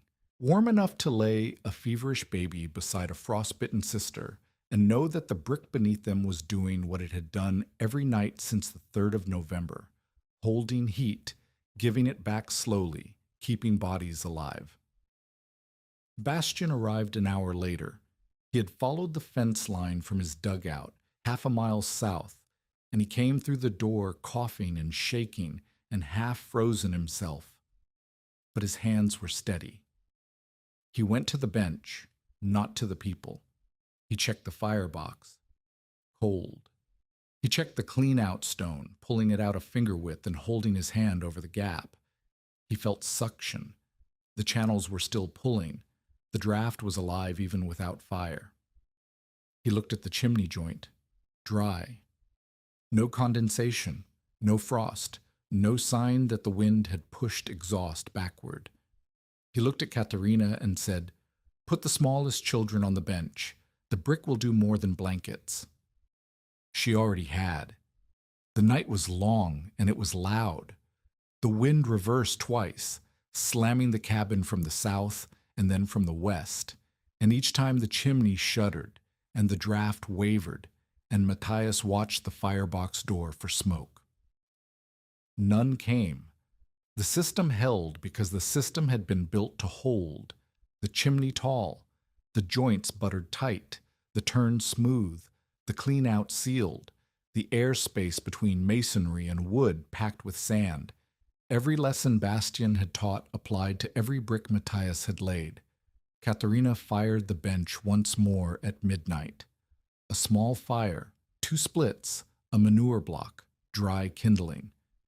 It burned for 30 minutes, and the bench temperature climbed back to 78 degrees. The fuel cost was absurd. 1 armload of wood, 2 compressed blocks. In the time it took Brackett's conventional chimney to devour half his remaining wood pile, Matthias's bench consumed what a man could carry in 1 trip. He did not know this yet. He would learn it in the morning when he spoke to Brackett and heard what the night had cost. But for now, the night. 5 children on the bench, 3 of them not his own. Katharina pressing warm cloths to Marta's forehead with hands blistered from tending fire. Bastian sitting at the far end with his coat still on, coughing into a rag he kept folded small and hidden. The storm screaming outside like something trying to get in. And the brick, the 4,000 pounds of salvaged, sorted, tapped, mortared, tested, doubted, mocked brick, doing exactly what Matthias's father had shown him it would do 30 years ago in a kitchen in Württemberg. Heat walks slowly through stone. Let it walk. Dawn came gray and silent. The wind had stopped sometime around 4 in the morning, and the world outside was white and still and cruel. Snow piled against the stable wall in drifts taller than Anselm, the fence posts buried to their braces, the sky the color of clean bone. Matthias checked the thermometer. 72 degrees on the bench top. The firebox was cold. The fire had been out for 4 hours. The children were asleep. Clara's braids had thawed and left wet marks on the brick. The Linder children were breathing normally, their color returned, their hands uncurled. In the water pail by the west wall, a skin of ice had formed overnight. The cabin air near the ceiling was cold enough to see breath. The floor near the door was frozen, but the bench was 72 degrees, and every child on it was alive. The storm had killed. Matthias learned this before breakfast. Brackett rode up on his gray mare at mid-morning, the horse laboring through drifts that reached her belly. He did not tie her to the post. He did not come inside. He stood in the yard and called Matthias out, and when Matthias came to the door, Brackett's face told the story before his mouth did. Ivo Sattler's hired hand is dead, Brackett said. Found him behind the Linder granary. He was trying to reach town. He made it 300 yards past the fence line, and then the wind took him. Matthias said nothing. The crawl boy, the youngest, the one with the bad leg, his father carried him to the root cellar and they spent the night underground. The boy is alive, but his feet are black. They will lose toes, maybe more. Brackett paused. The wind had stopped, but the cold had not. The air was still and sharp, and the temperature sat well below zero, the kind of cold that made sounds carry across the flat prairie as if the air itself had hardened into glass. I burned 4.5 cords last night, Brackett said. I had 6 going into the storm. I have 1.5 left. My bedding froze to the wall on the north side, and my chimney drew so hard the firebox ate everything I gave it. I was feeding it every hour, Matthias, and the floor was still cold enough to freeze standing water. He stopped talking. He looked at the cabin. He looked at the chimney, which stood above the roof ridge without a crack, without ice at the cap, without any sign that the storm had touched it. He looked at the door, which was closed against the cold, but not against him. How much did you burn? Brackett asked. 1 firing before the storm, 1 at midnight. How much wood? 2 armloads, 4 manure blocks, kindling. Brackett stared at him. The number did not compute. It did not fit inside the arithmetic Brackett had spent 30 years building, the arithmetic of cords per month, of chimneys that draw up, of heat that rises because heat rises, and that is the end of the conversation. Show me, he said. Matthias brought him inside. Brackett stood in the doorway and looked at the bench. 5 children asleep on warm brick, 2 of them not Matthias's. Katerina boiling water on the cook stove. Bastian sitting at the far end with his coat open, his hands resting on the surface as if it were a living thing he was keeping company. Brackett walked to the bench. He knelt, stiffly, his knees protesting, and put both palms flat on the brick. He held them there, his eyes closed, his jaw tightened. He stayed like that for a long time, long enough that Katerina looked at Matthias, and Matthias looked at Bastian, and Bastian looked at the wall. Brackett stood up. He walked to the clean-out stone at the far end and pressed his hand to the outer wall. Warm. He walked to the firebox and pressed his hand to the iron door. Cold. He walked back to the middle of the bench and put his hand down one more time. How long since the last fire? He asked. 4 hours, maybe 5. Brackett looked at the bench the way a man looks at a sentence he has read 3 times and still does not believe. He traced the line of the horizontal channel with his eyes, south to north, the turn, north to south, the final rise. He could see it in his mind now because the structure was transparent in its logic. The smoke went in hot and came out cool because the brick had taken the heat and refused to give it back to the sky. "I was wrong about the turn," Brackett said. The words came out flat, without drama, without apology. They were the words of a man who had built chimneys for 30 years and was now standing inside a room where the chimney went sideways, and the children were warm, and the fire was dead, and the arithmetic he trusted had been replaced by arithmetic he did not yet understand. "You kept the smoke moving because you kept the last rise warm," he said. "The final chimney holds enough heat to draw even when the firebox is cold. I did not think that would work in this wind. I was wrong." He did not call Matthias a genius. He did not say the bench was better than a chimney. He acknowledged the mechanism he had once dismissed, and he acknowledged it with the precision of a tradesman who respects precision. The turn worked. The draft held. The mass stored heat. These were facts, and Brackett was a man who accepted facts, even when the facts made him wrong. Bastian watched from the far end of the bench. He said nothing. His face held an expression that was not pride and not satisfaction, but something closer to the look of a man who has planted a tree and seen it survive its first winter. Not triumph. Endurance confirmed. Matthias thanked Brackett for the lime. "Do not thank me for $1's worth of lime," Brackett said. "Thank whoever taught you to lay brick in a straight line." He looked at Bastian. Bastian looked back. Something passed between them. Not friendship, not understanding, but recognition. Two men who worked with their hands, acknowledging that the hands had done something worth acknowledging. Brackett left. He rode back through the drifts on his gray mare, and Matthias did not see him again for 3 days. When he returned, he brought a square of paper with the dimensions of his own cabin's floor, and a question he asked without looking up. How wide do the channels need to be? The women came first, not the men. The women. They came the day after Brackett's visit, and they came not in a group but one at a time, the way people come when they want information rather than company. Each one had a reason to be near the Rupp cabin, returning a borrowed bucket, delivering eggs, checking on the Linder children who were still sleeping on the bench, and each one, once inside, put her hand on the brick and asked a question. Ruth Voss asked how wide the channels were. Frau Eicher, the school teacher, asked whether the bench could warm a classroom wall without children sleeping on it. A farm wife named Margrethe Hahn asked whether manure straw blocks would work as fuel, or whether cottonwood was required.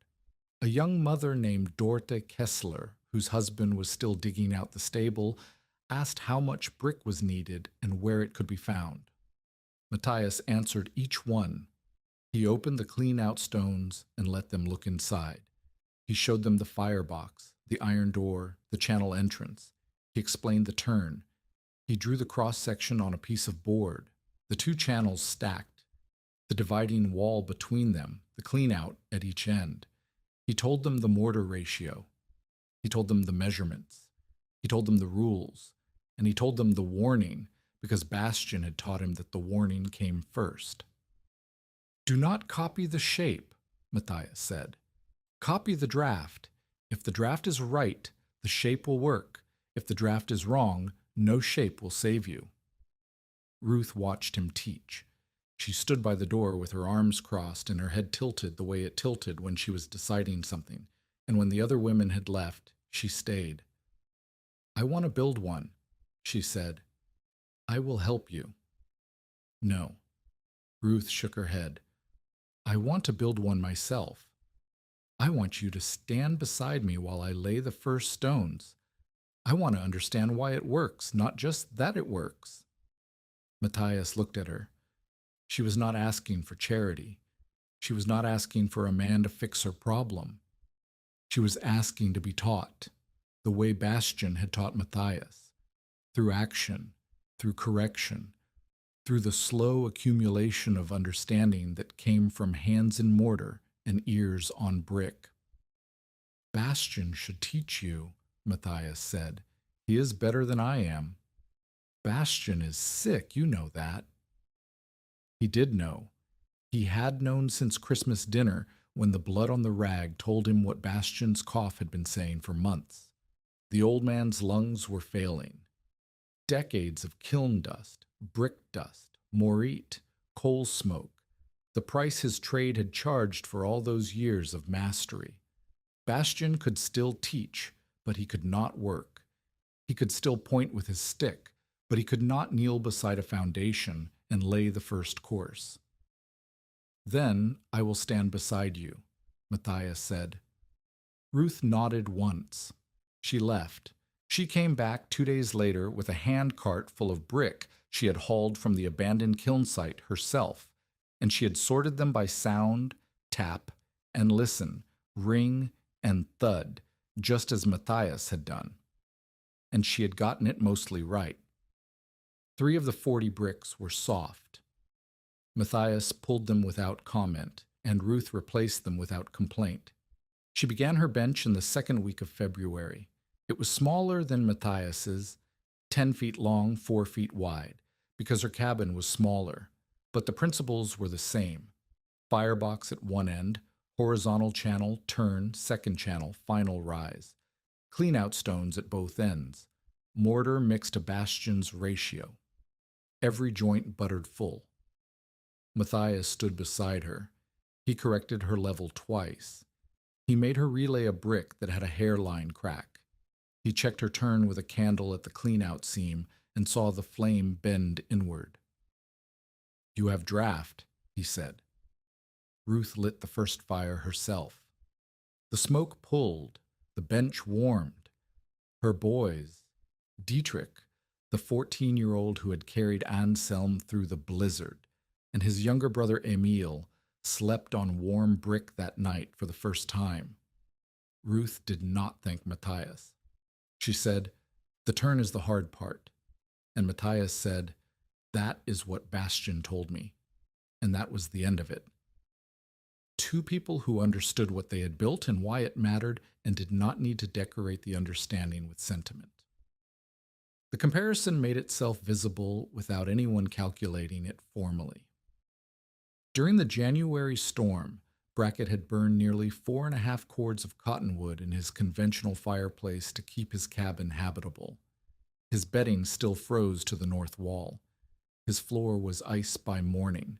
His chimney drew so hard in the wind that the fire consumed wood as fast as he could feed it, sending most of the heat up the flue and into the blizzard. Matthias had burned 2 small fires, one before the storm, one at midnight. Total fuel, 2 armloads of split cottonwood, 4 manure straw blocks, and dry kindling. The bench held 72 degrees at dawn with the firebox cold. 5 children slept through the night without shivering. The fuel difference was not slight. It was staggering. Brackett used nearly 5 times Matthias's fuel and still had frozen bedding. The reason was simple, and Matthias explained it to anyone who asked with the same words every time. A fireplace sends heat up the chimney. The bench sends heat into the brick. The brick gives it back slowly. You are heating stone, not air. Stone remembers. Air forgets. The explanation traveled. It reached Napoleon by the end of January. It reached the German settlement south of Beaver Creek by February. It reached a blacksmith near Hazleton by March, carried by Ludick the freighter, who told the story the way freighters tell stories, with details about the fuel savings because freighters understand what hauling costs. Orrin Dake heard the numbers, and the numbers made him angry because numbers that proved Matthias right were numbers that proved Dake wrong, and Dake had built a career on being the man who knew what worked and what did not in Logan County. His response was not conversion. It was narrative. Lucky draft, Dake said. He said it at the feed store. He said it at Brackett's shop. He said it to anyone who would listen. 1 calm night and 1 mild storm, and the man thinks he has reinvented the stove. Wait until February. Wait until the chimney ices. Wait until the mortar cracks. Dake visited the Crawl family, the ones whose boy had lost toes in the blizzard, and told them that Matthias had endangered other people's children by turning his cabin into an unlicensed shelter. What if the smoke had leaked? Dake asked. 5 children in one room with a horizontal chimney and a man who learned masonry from a crippled Moravian. That is not shelter. That is negligence. The accusation stung because it touched a real fear. Carbon monoxide was invisible. A leaking joint could fill a room before anyone smelled smoke. The fear was legitimate, and Dake used it the way a skilled man uses a good tool, precisely, repeatedly, at the point of maximum leverage. But Dake miscalculated. He assumed fear would outweigh evidence. He assumed the women who had put their hands on warm brick and asked about channel widths would be more afraid of what might go wrong than impressed by what had gone right.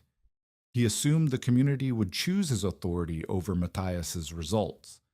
The community chose results. Bastian and Matthias argued for the first time in late February. The argument was about speed. 3 families had asked for help building benches before the next winter. Matthias wanted to start immediately. Haul brick while the roads were passable, dig clay before the spring mud, lay foundations while the ground was frozen and flat. He wanted to build fast because he had seen what the blizzard did to families without heat storage, and the memory of Clara's frozen braids on warm brick was not a memory that tolerated patience. Bastian said no. You are not ready to teach 3 families at once, Bastian said. They were sitting in Bastian's dugout, a low-ceilinged room carved into the bluff above the clay pit.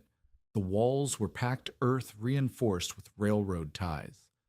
A small brick stove, not a bench, just a stove, built decades ago by a man who could have built anything, warmed the space. Bastian sat on a chair he had made from barrel staves, his bad hip propped on a folded blanket, his hickory stick across his knees. I built one bench, Matthias said. Ruth built another. Both work, both draw, both hold heat. Ruth built one bench with you standing over her correcting every joint. That is not teaching. That is supervising. Bastian coughed. The cough was longer now, deeper, and it left him with his eyes closed and his hand flat on his chest as if he were holding something inside. Teaching is when you explain the principle and they build it alone and it works without you in the room. People are cold now. People were cold before you came. People will be cold after you die. If you build 3 bad benches because you rushed, you will kill the idea faster than Dake ever could. Bastian opened his eyes. A cracked joint in your bench is your problem. A cracked joint in someone else's bench is murder. The word sat in the dugout like a stone. Murder. Bastian used language the way he used mortar, precisely, with full coverage, no gaps. Build a pattern, Bastian said. Shorter channels for small cabins. Clean out stones on both ends, always. A higher final rise, 10 feet above the ridge, not 8. Write the mortar ratio marks on a board so any fool can measure, and make a rule that no bench is fired until a candle test proves inward pull at every clean-out seam. That will take months. It will take the rest of your life, Bastian said, because you are not building benches. You are building the habit of building benches, and habits that kill people spread faster than habits that save them. They did not speak for the rest of the afternoon. Matthias walked home in the March cold with Bastian's words turning in his head the way smoke turned in a well-built channel, slowly, completely, surrendering heat to every surface it touched. He started the pattern the next week. He and Bastian drew it together on a broad pine plank that Katharina sanded smooth. The standard bench, 12 feet long for a cabin of at least 14 feet, 10 feet for anything smaller, 4 feet wide, 20 inches high. Firebox at one end, 18 by 14 by 12 inches, fire brick lined. First horizontal channel, 8 inches square. Turn at the far end with clean-out stone. Second channel returning at a slightly higher level. Final vertical rise through an outside pier, 10 feet above the ridge line. Mortar ratio marks cut into the edge of the board. 3 notches for clay, 1 for sand, a crosshatch for straw. A rule carved into the top in German and English, no fire until candle bends at every seam. It was not elegant. It was not beautiful. It was a system. The kind of system a kiln mason builds after 40 years of watching fire find the weakness in everything men make.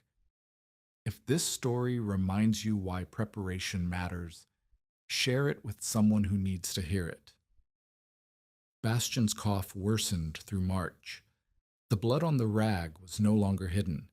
Katerina saw it. Ruth saw it. Matthias saw it every time Bastian came to the cabin, which was less often now because the walk from the dugout to the Rupp place, 1/2 mile, flat ground, no hills, left him bent over his stick for 5 minutes before he could speak. He still taught. He sat on the bench on the warm brick he had helped create, and he taught Matthias the things that could not be drawn on a plank. How to read a chimney's behavior by the color of the soot. How to tell a healthy draft from a lazy one by the sound inside the channel. A clear, low hum meant the air was moving. A wheeze meant obstruction. Silence meant danger. How to diagnose a smoking bench without dismantling it. Check the clean-out first, then the firebox seal, then the chimney cap for ice, then the mortar joints at the turn. He taught Matthias to teach. When you show someone the turn, Bastian said, do not show them your turn. Show them a bad turn. Let them see what wrong looks like before you show them what right looks like. A man who has only seen right will not recognize wrong until it is too late. In April, Bastian could no longer ride the mule. Matthias walked to the dugout every 3rd day, carrying food Katharina had cooked and questions he had saved. Bastian answered them from his chair, his voice thinner each week, his hand still steady when he held a brick or a trowel, but shaking when he held a cup. In May, Bastian gave Matthias 3 things.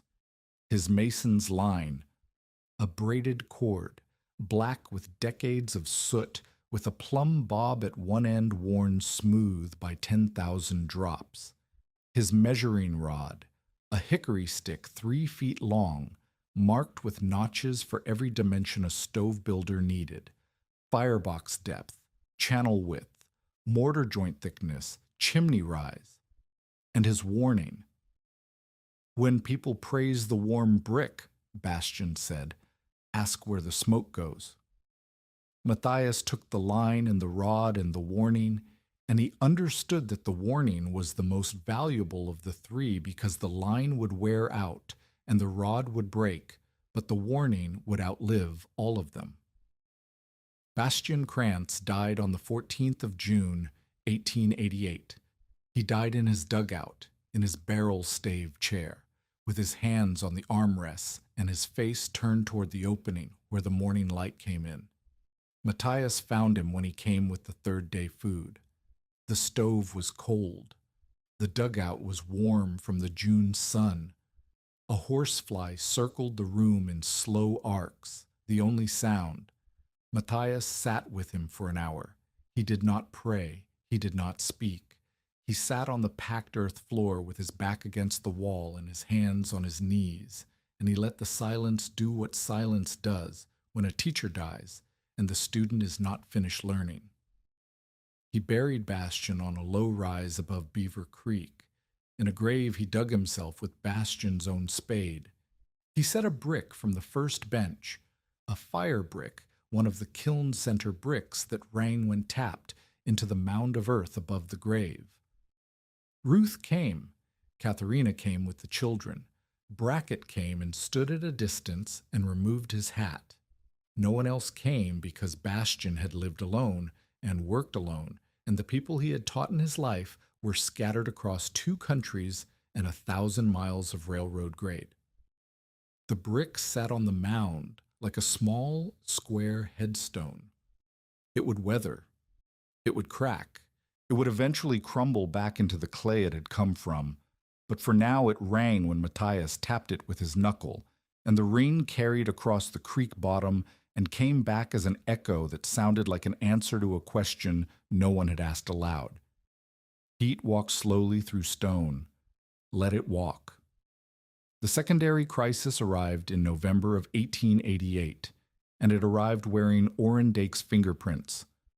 Through the spring and summer, while Matthias refined the pattern and helped Ruth complete her bench and began teaching Brackett the principles of draft geometry, Dake had been busy.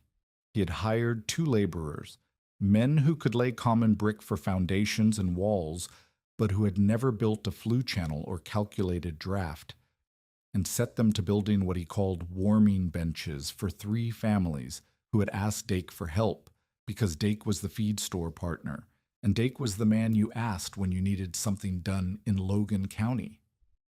Dake charged $12 per bench. He used soft common brick throughout, no fire brick in the firebox, no sorted kiln center brick in the channel walls. He used a mortar mix that was heavy on sand and light on clay because sand was free and clay required hauling. He built the benches without clean-out stones because clean-outs added labor time and Dake's men were paid by the job, not the hour. And he built the chimneys 6 feet above the ridge line instead of 10 because 6 feet of chimney used less brick than 10. Matthias heard about the benches from Ludek, who had hauled brick to one of the sites and noticed that the brick was soft. Matthias walked to the Krall cabin, the family whose boy had lost toes in the January blizzard, and asked to see the bench. Marta Krall let him in. The bench was there, 11 feet long, 4 feet wide, built from common brick and sandy mortar, no clean-out stones, no fire brick lining in the firebox. The chimney visible through the window, 6 feet above the ridge, leaning slightly east. Matthias put his hand on the bench. Cold. The last fire had been 4 hours ago. He asked to see the firebox. The iron door, not salvaged like his, but purchased new from Dake's store at $3, added to the 12 down, was loose on its hinges.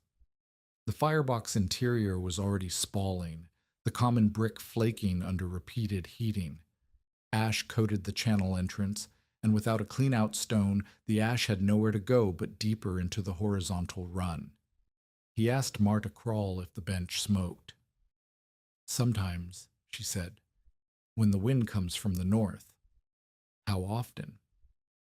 "Often enough that I open the door." Opening the door in winter meant losing heat. It also meant that the carbon monoxide she could not smell was escaping with the smoke she could see.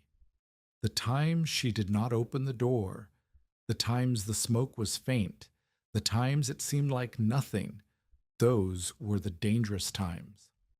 Matthias went home and told Katerina what he had seen. Then he went to Bastian's grave on the rise above Beaver Creek and stood there for 10 minutes, not speaking, just standing with the measuring rod in his hand, and then he went to find Dasit. He found Dake at the feed store. He did not raise his voice. He did not accuse. He laid out what he had seen, brick by brick, joint by joint, and he said, "That bench will kill someone. The firebox is spalling. The channel has no clean out. The chimney is too short for wind conditions here. The mortar is sand heavy, and it will crack at the turn before the first real cold." Dake leaned against his counter and folded his arms. "You're not a mason, Rupp. You're a cooper who watched an old man stack bricks. The old man is dead. His lessons are not. Your lessons, your rules, your pattern. Convenient, is it not? You build one bench and suddenly you are the authority on who else can build them? I am not the authority. The draft is the authority, and your bench does not have it." Dake told him to leave the store. 2 weeks later, on a November night when the first hard freeze caught the settlement during threshing, The crawl bench smoked, not the gentle wisp that Marta Crawl had learned to ignore. A thick, acrid roll of gray smoke that poured from the firebox door seam, from the gaps where mortar had cracked along the channel, from the junction where the horizontal run met the too short chimney rise. The common brick, heated and cooled dozens of times without fire brick protection, had spalled and crumbled inside the channel, partially blocking the flow. The draft, weakened by a 6-foot chimney that could not pull against the November wind, reversed. Smoke filled the room. Marta Crawl grabbed her 3 children and stumbled outside. Her youngest, the boy who had already lost toes, the boy whose feet were still bandaged and tender, the boy who could not run, collapsed near the door. He had breathed enough smoke to lose consciousness. He did not die. But when Margaret Hahn, the nearest neighbor, found them in the yard, the boy was limp and gray-faced, and Marta Crawl was screaming in a voice that carried across the frozen fields. Matthias was at the Crawl cabin within the hour. Ruth came with him. Brackett came an hour later, summoned by the Hahn boy on horseback. The 3 of them stood in the smoky room and looked at Dake's bench. Matthias did not say I told you. He knelt at the channel entrance and felt with his hand. Rubble, spalled brick, powdered mortar, ash packed into a plug at the turn where no clean-out stone existed. The channel was half blocked. The draft was dead. I need to tear out the turn, Matthias said. Brackett knelt beside him and looked into the channel with a candle. The flame stood straight up, no pull, no draft. The channel was a sealed tube full of ash and crumbled brick. Can you fix it without rebuilding the whole thing? Brackett asked. I can fix the turn. I can clear the channel. I need to add clean-out stones at both ends and rebuild the firebox lining with fire brick. The chimney needs to come up 4 more feet. Tonight? The turn tonight. The rest this week. They cannot fire it until everything is right. Matthias worked until 3 in the morning. He broke out the mortared turn with a chisel, raked the blocked channel clean, and rebuilt the curve with sorted fire brick from his own reserve. Bricks he had hauled from the kiln site months ago and kept stacked in his stable for exactly this kind of repair. He mortared the new turn, set clean-out stones at both ends cut from flat field stone, and sealed the joints. He lit a candle at the clean-out. The flame bent inward. Draft. Brackett watched him work. Ruth held the candle. Marta Crawl sat outside on a bench made of wagon planks, her children wrapped in borrowed blankets, and waited for the man who had warned about the bench to fix what the man who built it had gotten wrong. The next morning, Matthias went to the feed store. Dake was behind the counter. Gerster was sweeping. 2 customers were examining seed catalogs. The Crawl bench smoked last night, Matthias said. Their boy passed out from the fumes. The turn was blocked. The firebox was spalling. There were no cleanouts. The chimney was 4 feet short. Dake did not look up. That bench was not built to your specifications. No, it was built to yours, and it nearly killed a child. It was built by men who know how to lay brick. Laying brick and building a flue are not the same thing. Matthias set Bastian's measuring rod on the counter. The notches caught the morning light. Firebox depth, channel width, mortar joint thickness, chimney rise. This is the pattern. Every bench in this settlement should be built to it, not because I say so, because the draft says so, because physics says so, because that boy's lungs say so. Dake picked up the rod, looked at it, and set it back down. You are not the law, Rupp. No, smoke is. Ruth stepped into the store behind Matthias. She had not been invited. She had come because she understood that a woman's voice in a feed store carried a different weight than a man's, and the weight she intended to throw was specific. He told us the warning before he told us the warmth, Ruth said. He told every person who came to his cabin to check the cleanouts, check the draft, check the mortar. Your men did none of it. Your benches have none of it. If another child gets sick, it will not be Matthias who answers for it. Dake looked at Ruth. Ruth looked back. The feed store was silent except for Gerster's broom, which had stopped moving. Dake said nothing. Ruth and Matthias left. The measuring rod stayed on the counter. Whether Dake would use it or throw it in the stove, Matthias did not know. But the rod was there, and the notches were there, and the boy's gray face was in every mind in the settlement, and Dake's version of the warming bench was finished as a commercial product whether Dake admitted it or not. By March of 1889, Matthias had helped build or supervise 4 more benches in addition to his own and Ruth's. Each one was built to the pattern Bastian had demanded: shorter channels for small cabins, clean-out stones on both ends, fire brick in the firebox, a chimney tall enough to pull against Dakota wind, mortar mixed to the ratio marked on the board. Each one was tested with a candle at every seam before the first fire was lit. Each one worked. Each one stored heat. Each one reduced fuel consumption to a fraction of what a conventional fireplace or stove required. Matthias taught through conflict, the way Bastian had taught him. When a farmer named Albrecht Stolz wanted to run the horizontal channel under a wooden bed frame, Matthias refused. Brick near wood is a question, Matthias said. Bastian's words delivered in Bastian's cadence with the same flat certainty. The answer is always fire. When Ruth's younger boy, Emil, laid a channel wall that was not plumb, Matthias made him tear it out and rebuild it. Emil protested that it was close enough. Matthias handed him the candle and told him to check the seam. The flame flickered outward. A leak.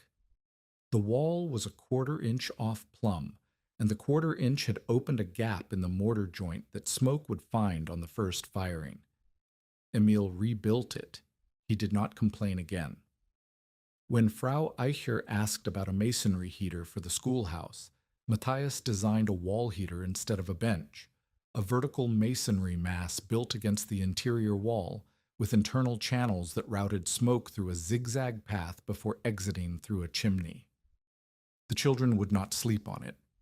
They would sit near it, and the radiant heat from the brick wall would warm the room more evenly than the small iron stove that burned through its fuel by noon and left the far benches cold by 2 o'clock.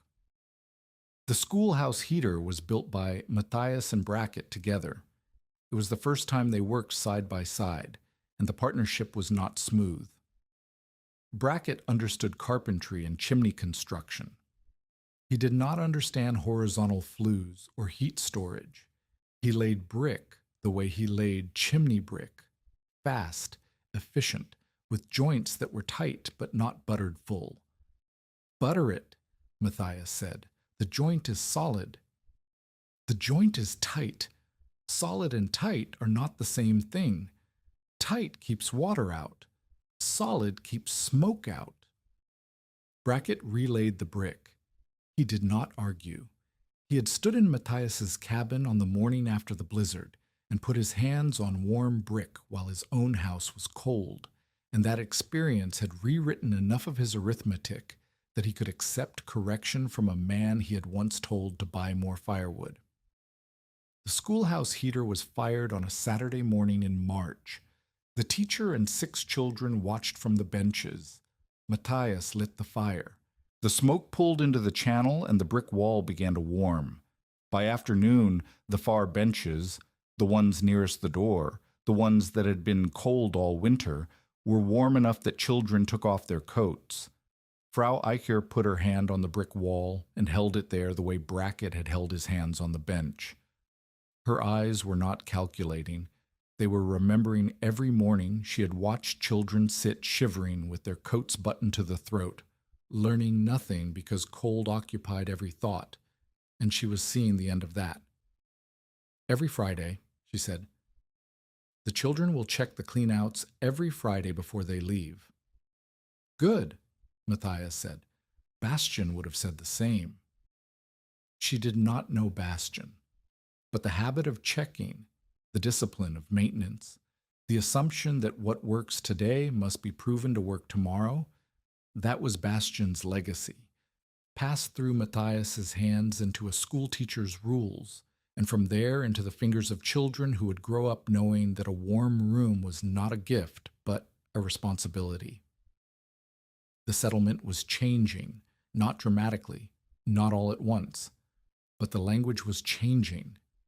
People stopped asking, "Will it smoke?"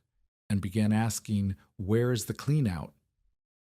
The question assumed the answer, "Yes, it works," and moved past it to the next question, which was the maintenance question, which was the question that kept working benches working and kept bad copies from killing people. Dake noticed the change. He noticed it the way a man who sells firewood notices when fewer wagons come to his lot. He noticed it in the feed store, where conversations that used to center on cord prices and stove parts now centered on brick quality and mortar ratios. He noticed it at Brackett's shop, where Brackett had added masonry benches to his carpentry estimates. But only Brackett told anyone who asked when Matthias signed off on the draft design. Dake's control of the settlement's winter economy was slipping, and he knew it, and knowing it made him more dangerous, not less. A man who is losing power does not become generous. He becomes specific about where to apply what power remains. Dake's specificity took the form of price.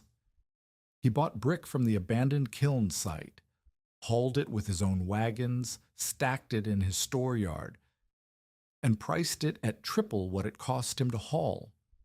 Families who wanted to build benches could buy brick from Dake at inflated prices or haul their own from the kiln site, which was 4 miles over Bad Road and required a cart and a full day's labor. Matthias organized hauling parties, 3 families with carts, splitting the trip, sharing the load.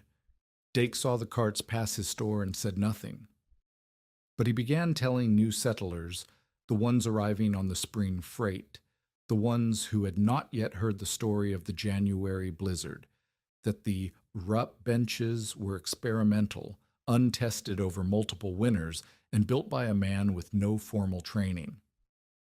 "Lucky draft," Dake said. "One good storm is not a career." The phrase was wearing thin. It had been wearing thin since the morning Brackett put his hands on warm brick and said he was wrong about the turn. But Dake kept saying it because Dake had nothing else to say, and a man without an argument will repeat his last one until someone makes him stop. Someone was about to make him stop. But that would take another winter, another crisis, and a public moment that Dake could not explain away. The second winter tested everything the first had proven. 1888 turned into 1889 the way Dakota years always turned, not with celebration, but with arithmetic. How many cords stacked? How many sacks of flour in the cellar? How many dollars between now and spring? Matthias counted his own numbers on New Year's morning. 11 cords of cottonwood split and stacked, more than he would need because the bench consumed fuel the way a careful woman spends money, little by little, deliberately, with nothing wasted. $41 in the tin behind the flour barrel, earned from labor exchanges and a small payment from Brackett for consulting on the schoolhouse heater. 3 children healthy, including Marta, whose fever had broken in February and never returned. A milk cow producing through the winter on hay and grain, a cabin that held heat. He counted the settlement's numbers too, because the settlement's numbers were now partly his responsibility. 6 masonry benches operating, including his own and Ruth's. 3 smaller wall heaters, including the schoolhouse unit. 2 more benches under construction, waiting for spring mortar weather. 1 dangerous bench, the crawl bench, rebuilt and functioning since November, with clean-out stones Matthias had added and a chimney extension Brackett had raised to 10 feet, and 1 man still calling it luck. Dake's feed store had lost its position as the settlement's winter authority.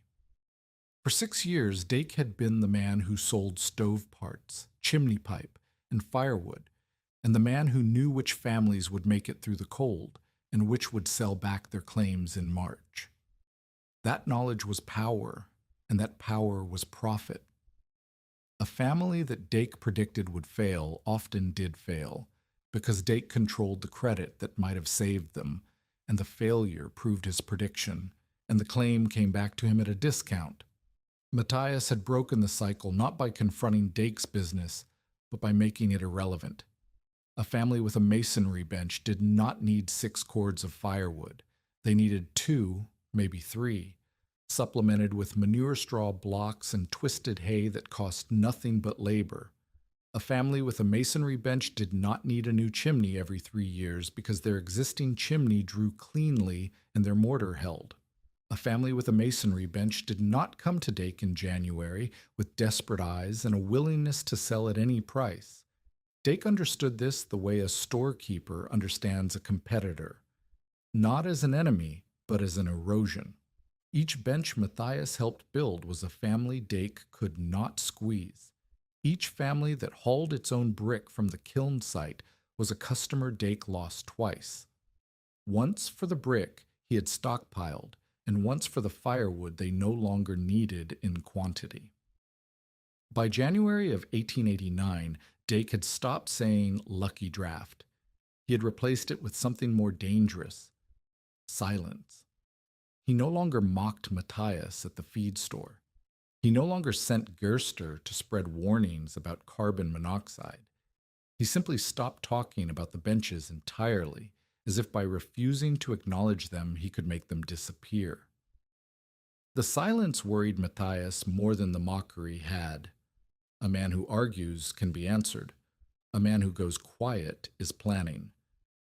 February brought the test that Dake had been waiting for without knowing he was waiting for it. A 3-day blow came down from the northwest on the 7th of February. Not a blizzard like the January 12th storm, but a sustained gale with temperatures that dropped to 26 below zero and winds that piled snow against every south-facing wall in the settlement. Roads closed. Livestock froze in unprotected yards. The schoolhouse chimney cracked from thermal stress, and Frau Eicher dismissed the children early, but this time the families were ready. The children walked home in groups, following fence lines, arriving cold but alive. Matthias's bench performed the way it always performed. One hot firing in the morning, one at night. The brick absorbed the heat and released it slowly, holding the sleeping surface above 70 degrees through the coldest hours. The fuel cost for 3 days of 26 below weather was less than half a cord of cottonwood and a pile of manure blocks. Ruth's bench performed the same way. Brackett's new bench, he had built one in December, with Matthias supervising the turn and the chimney rise, performed the same way. The schoolhouse wall heater, despite the cracked chimney that Brackett repaired on the second day, performed well enough that Frau Eicher kept the building open as a warming station for families whose own heat had failed. The families without benches suffered, not catastrophically. No one died. No children were lost. But the difference was visible and measurable. Families with conventional fireplaces burned through their wood piles at rates that left them scrambling for fuel by the second day. 2 families sent their children to neighbors with benches. One family, a young couple named Wirtz, who had arrived in the fall, spent the second night in their root cellar because their cabin stove could not keep the room above freezing. Dake's store chimney cracked on the night of the 8th. The crack ran from the throat to the shoulder, splitting the field stone and clay in a line that looked like someone had drawn it with a chisel. Smoke poured into the back room where Dake kept his office and his cot and his ledgers. Dake stuffed the crack with wet rags and kept the fire burning because the alternative was no fire, and no fire at 26 below meant frozen pipes and frozen inventory, and a building that would take days to warm again.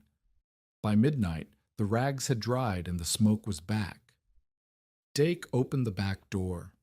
The wind drove snow into the office and scattered his papers across the floor. He closed the door.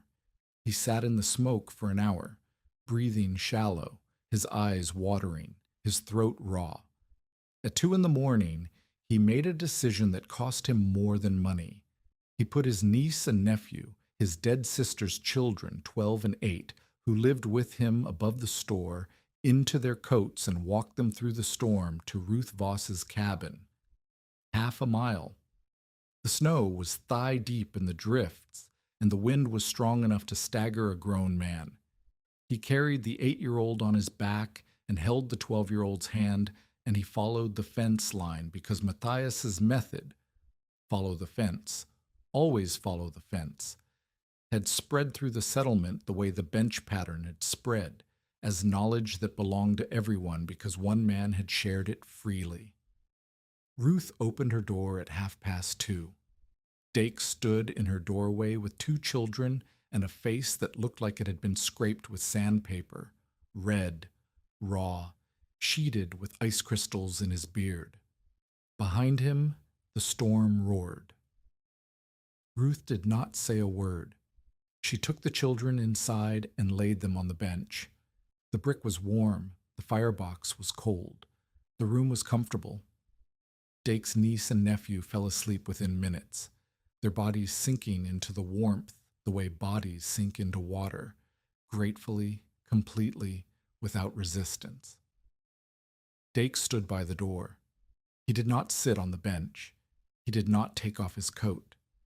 He stood and watched his sister's children sleep on warm brick in a cabin that belonged to a woman who had built her own heater from a pattern designed by a man Dake had called a fool and a cooper and a danger to his own family.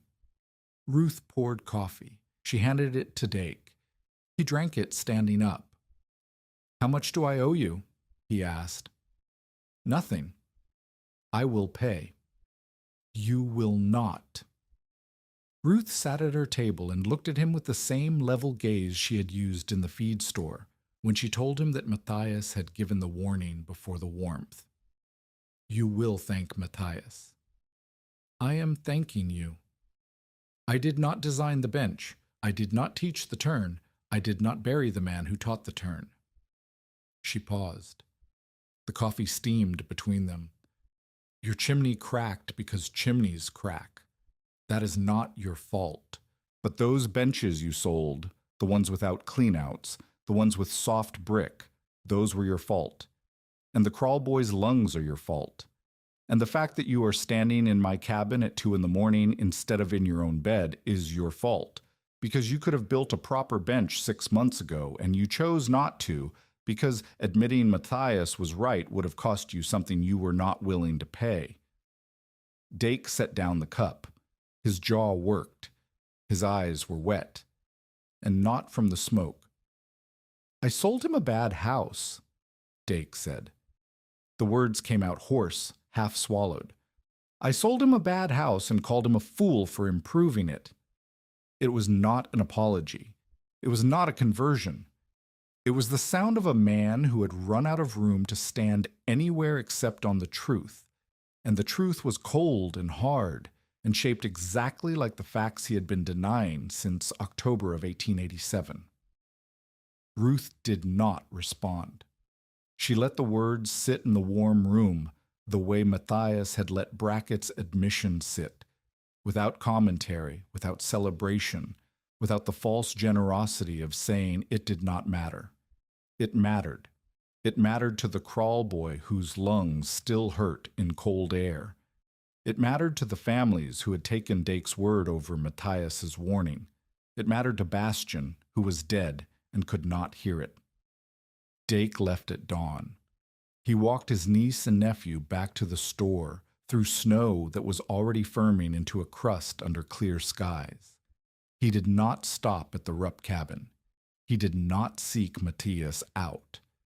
He went back to his store and fixed his chimney and said nothing about the night to anyone. But Ruth told Brackett, and Brackett told Ludek, and Ludek told the settlement, because freighters are the nervous system of frontier communities, carrying information along with flour and rope and seed. Within a week, everyone knew that Dake had brought his children to a rup bench in the storm. Within 2 weeks, the phrase lucky draft had disappeared from the feed store vocabulary. Within a month, Dake had quietly removed the stockpiled brick from his store yard and sold it at cost to a family building their own bench, taking payment in future feed store credit rather than cash. It was not redemption, it was accommodation. Dake had not become a better man. He had become a man who could read the arithmetic of his own position and had decided that fighting the benches was more expensive than accepting them. The settlement would remember his cruelty and his mockery, but it would also remember the night he carried 2 children through a blizzard to warm brick, and in the long ledger of a small community, both entries would stand. Matthias did not hear about Dake's admission from Ruth. He heard it from Brackett, who told him over coffee in the carpentry shop with the offhand delivery of a man who considers the information significant but does not want to be seen making a fuss over it. Dake told Ruth he sold you a bad house and called you a fool for improving it, Brackett said. Matthias drank his coffee. He did sell me a bad house. And he did call you a fool. He was not wrong about the house. He was wrong about the fool. Brackett smiled. It was the first time Matthias had seen Brackett smile in 5 months, and it changed his face from a weathered wall into something that remembered what it felt like to be surprised. I'm adding the bench to my estimates, Brackett said. Standard. Every new cabin I build from this spring forward gets a bench foundation poured into the floor plan. You approve the Flue design before I seal the channels. Everyone? Everyone. If a man wants a conventional fireplace, he can build it himself.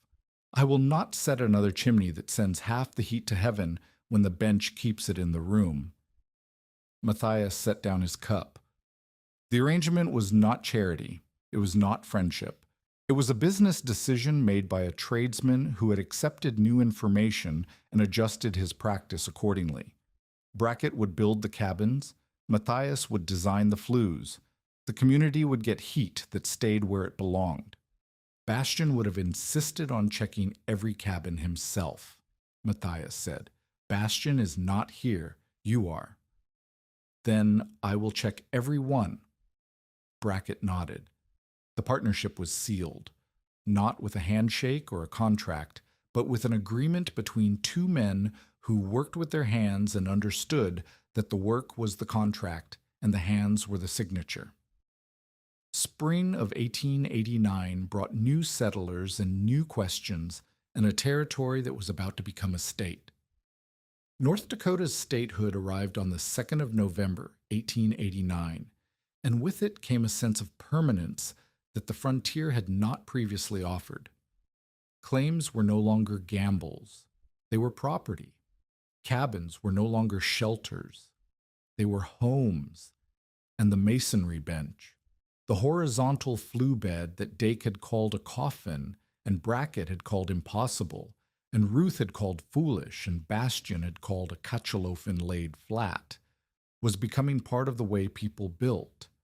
Matthias did not become rich. He did not want to become rich. He took payment for his consulting and supervision in the currency of the settlement. Labor exchanged for labor, flour for flour, brick hauling for future help. A farmer who wanted a bench dug clay for Matthias. A carpenter who wanted a wall heater helped Matthias expand the lean-to stable into a proper barn. A woman whose husband had died in the second winter sent her oldest son to learn the turn, and the boy became Matthias's first real student, not a neighbor getting help, but a young man learning a trade.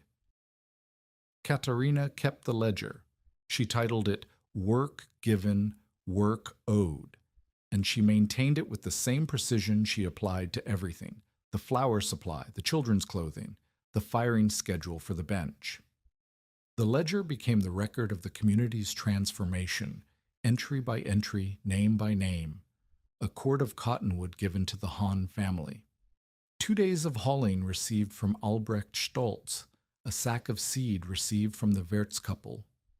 a bench foundation supervised for Frau Eicher's sister. The ledger was not accounting, it was cartography, a map of the relationships that kept a settlement alive. Katharina's authority grew.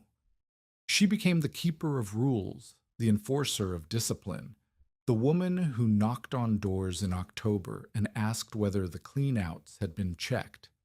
She did this not because Matthias asked her to, but because she understood something Matthias did not always see, that the bench worked because people maintained it, and people maintained it because someone reminded them, and the someone had to be a person whose authority was not based on having built the thing, but on having lived with it, night after night, child after child, firing after firing, no damp fuel, no sleeping until the smoke path was checked, no children near the firebox door. These were Katharina's rules, and they carried the weight of a woman who had nursed a feverish baby on warm brick through the worst blizzard in Dakota history and had not lost a single child. The years compressed the way frontier years always compressed, not gradually but in jumps, each jump marked by a building or a birth or a death. 1889, North Dakota became a state. Matthias and Katharina's claim was confirmed. The original cabin grew its first addition, a bedroom on the east side with a masonry wall heater that shared a chimney with the original bench. 1890. The settlement got a proper road to Napoleon. Ludek retired from freighting and bought a farm. His replacement, a younger man named Faber, carried Matthias's pattern board in the wagon bed and showed it to settlers in 3 counties. 1891. Ruth Voss married a widowed blacksmith from Hazleton named Gottfried Pfeil. She kept her dairy. She kept her bench. Gottfried built a forge addition to her cabin, and the forge chimney and the bench chimney shared a common pier, which was Matthias's design, a practical solution that saved brick and labor while keeping the 2 flue systems separate. 1892. Clara turned 14 and began helping Frau Eicher at the schoolhouse. She insisted the wall heater be checked every Friday before the children left, and she did the checking herself, opening the clean-out stones with a small chisel and raking the channels with a wire hook Matthias had bent for her. She was not performing maintenance. She was performing a ritual, and the ritual was bastions passed from his hands to Matthias's to hers. 1893. Anselm, now 12, hauled his first load of brick from the kiln site without help. The cart was heavy and the road was bad, and the 4 miles took 6 hours. But when he arrived at the cabin with 60 sorted bricks, each one tapped and tested, each one ringing, Matthias did not praise him. He checked the bricks. He found 2 soft ones. He pulled them without comment. Anselm replaced them without complaint. The lesson was the same lesson Bastian had taught at the kiln site 7 years earlier. Test everything, trust nothing, let the brick prove itself before you trust it with someone's life. 1895. Marta, now 8, asked Matthias why the bench was warm, not how she had watched firing since she was a baby. Why? Why did the brick hold heat when the air did not? Why did the channel need a turn? Why did the chimney have to be tall? Matthias sat her on the bench and explained. Not the way Bastian had explained to him, through correction and demonstration, but the way his father had explained to him in Württemberg 30 years ago. Simply, warmly, with his hand on the brick and his voice low and patient. Heat walks slowly through stone, he said. Air lets heat run away. Stone makes heat stay. The channel gives the smoke time to share its heat with the brick. The turn gives it more time. The chimney pulls the smoke out after the brick has taken everything the smoke will give. But why does the chimney pull? Because warm air rises. The chimney is warm inside and the sky is cold outside. The warm air climbs toward the cold sky and new air rushes in at the firebox to take its place. That rush is the draft. Marta put her palm flat on the bench. So the fire makes the wind inside the bench. Matthias looked at her. She had said it more simply and more correctly than Bastian ever had. And she was 8 years old, and she was sitting on the thing that had saved her life before she was old enough to remember it. Yes, he said, the fire makes the wind inside the bench. By 1896, Matthias had helped build or supervise 23 masonry benches and 8 wall heaters across Logan County and the neighboring settlements. Not all were identical. Some were longer, some shorter. Some had 3 channels instead of 2. Some used lignite instead of cottonwood. Some were built by men Matthias had never met, using the pattern board that Faber the freighter carried from claim to claim like a traveling salesman with a sample case. The important spread was not the exact shape. It was the habit of asking whether heat was being stored or wasted, the habit of checking cleanouts, the habit of testing draft before firing, the habit of thinking about a house not as a container for a stove, but as a system for holding heat. Brackett added masonry benches to every cabin he built. He stopped offering conventional fireplaces as an option. When a new settler asked for a traditional chimney, Brackett said, "I will build you a chimney that goes sideways first and up second, and your children will sleep warm, and you will burn a third of the wood. If you want a chimney that sends your money to the sky, find another carpenter." The phrase was not elegant. It was effective. Brackett had converted the way soldiers convert. Not through persuasion, but through evidence so overwhelming that maintaining the old position became more work than accepting the new one. Dake never apologized. He never said Matthias was right. He never acknowledged publicly what he had said to Ruth in her cabin at 2 a.m. during the February blow. But he stopped stockpiling brick. He stopped undercutting Matthias's reputation with new settlers. He began stocking fire brick at the feed store, purchased from a kiln in Bismarck, and he sold it at a fair markup to anyone building a bench. It was not redemption. It was commerce. Dake had decided that selling materials for benches was more profitable than selling materials against them, and in the arithmetic of a frontier storekeeper, that calculation was the closest thing to a moral conversion that anyone could expect. Matthias accepted this. He had never expected Dake to become a good man. He had expected Dake to become a man who stopped making things worse. And Dake had become that, and in the economy of a small settlement, that was enough. Matthias and Katharina built a larger house around the original cabin in 1900. The new house had 4 rooms, a proper kitchen, and a cellar. The original bench remained in the central room unchanged, 13 feet 6 inches of warm brick that had held every member of the family at one time or another since the 3rd of November, 1887. The bench was worn smooth on top where bodies had lain for 13 years. The fire brick lining, inspected every autumn, had not cracked. The mortar at the turn, Bastian's mortar, mixed to his ratio applied by Matthias's hands under Bastian's correction, held tight. The clean-out stones, opened and raked every week for 13 years, moved freely in their mortar seats. The chimney had been repointed twice, the cap replaced once. The pier inspected every spring for frost damage. The system worked because the system was maintained, and the system was maintained because Katharina did not allow it to be otherwise.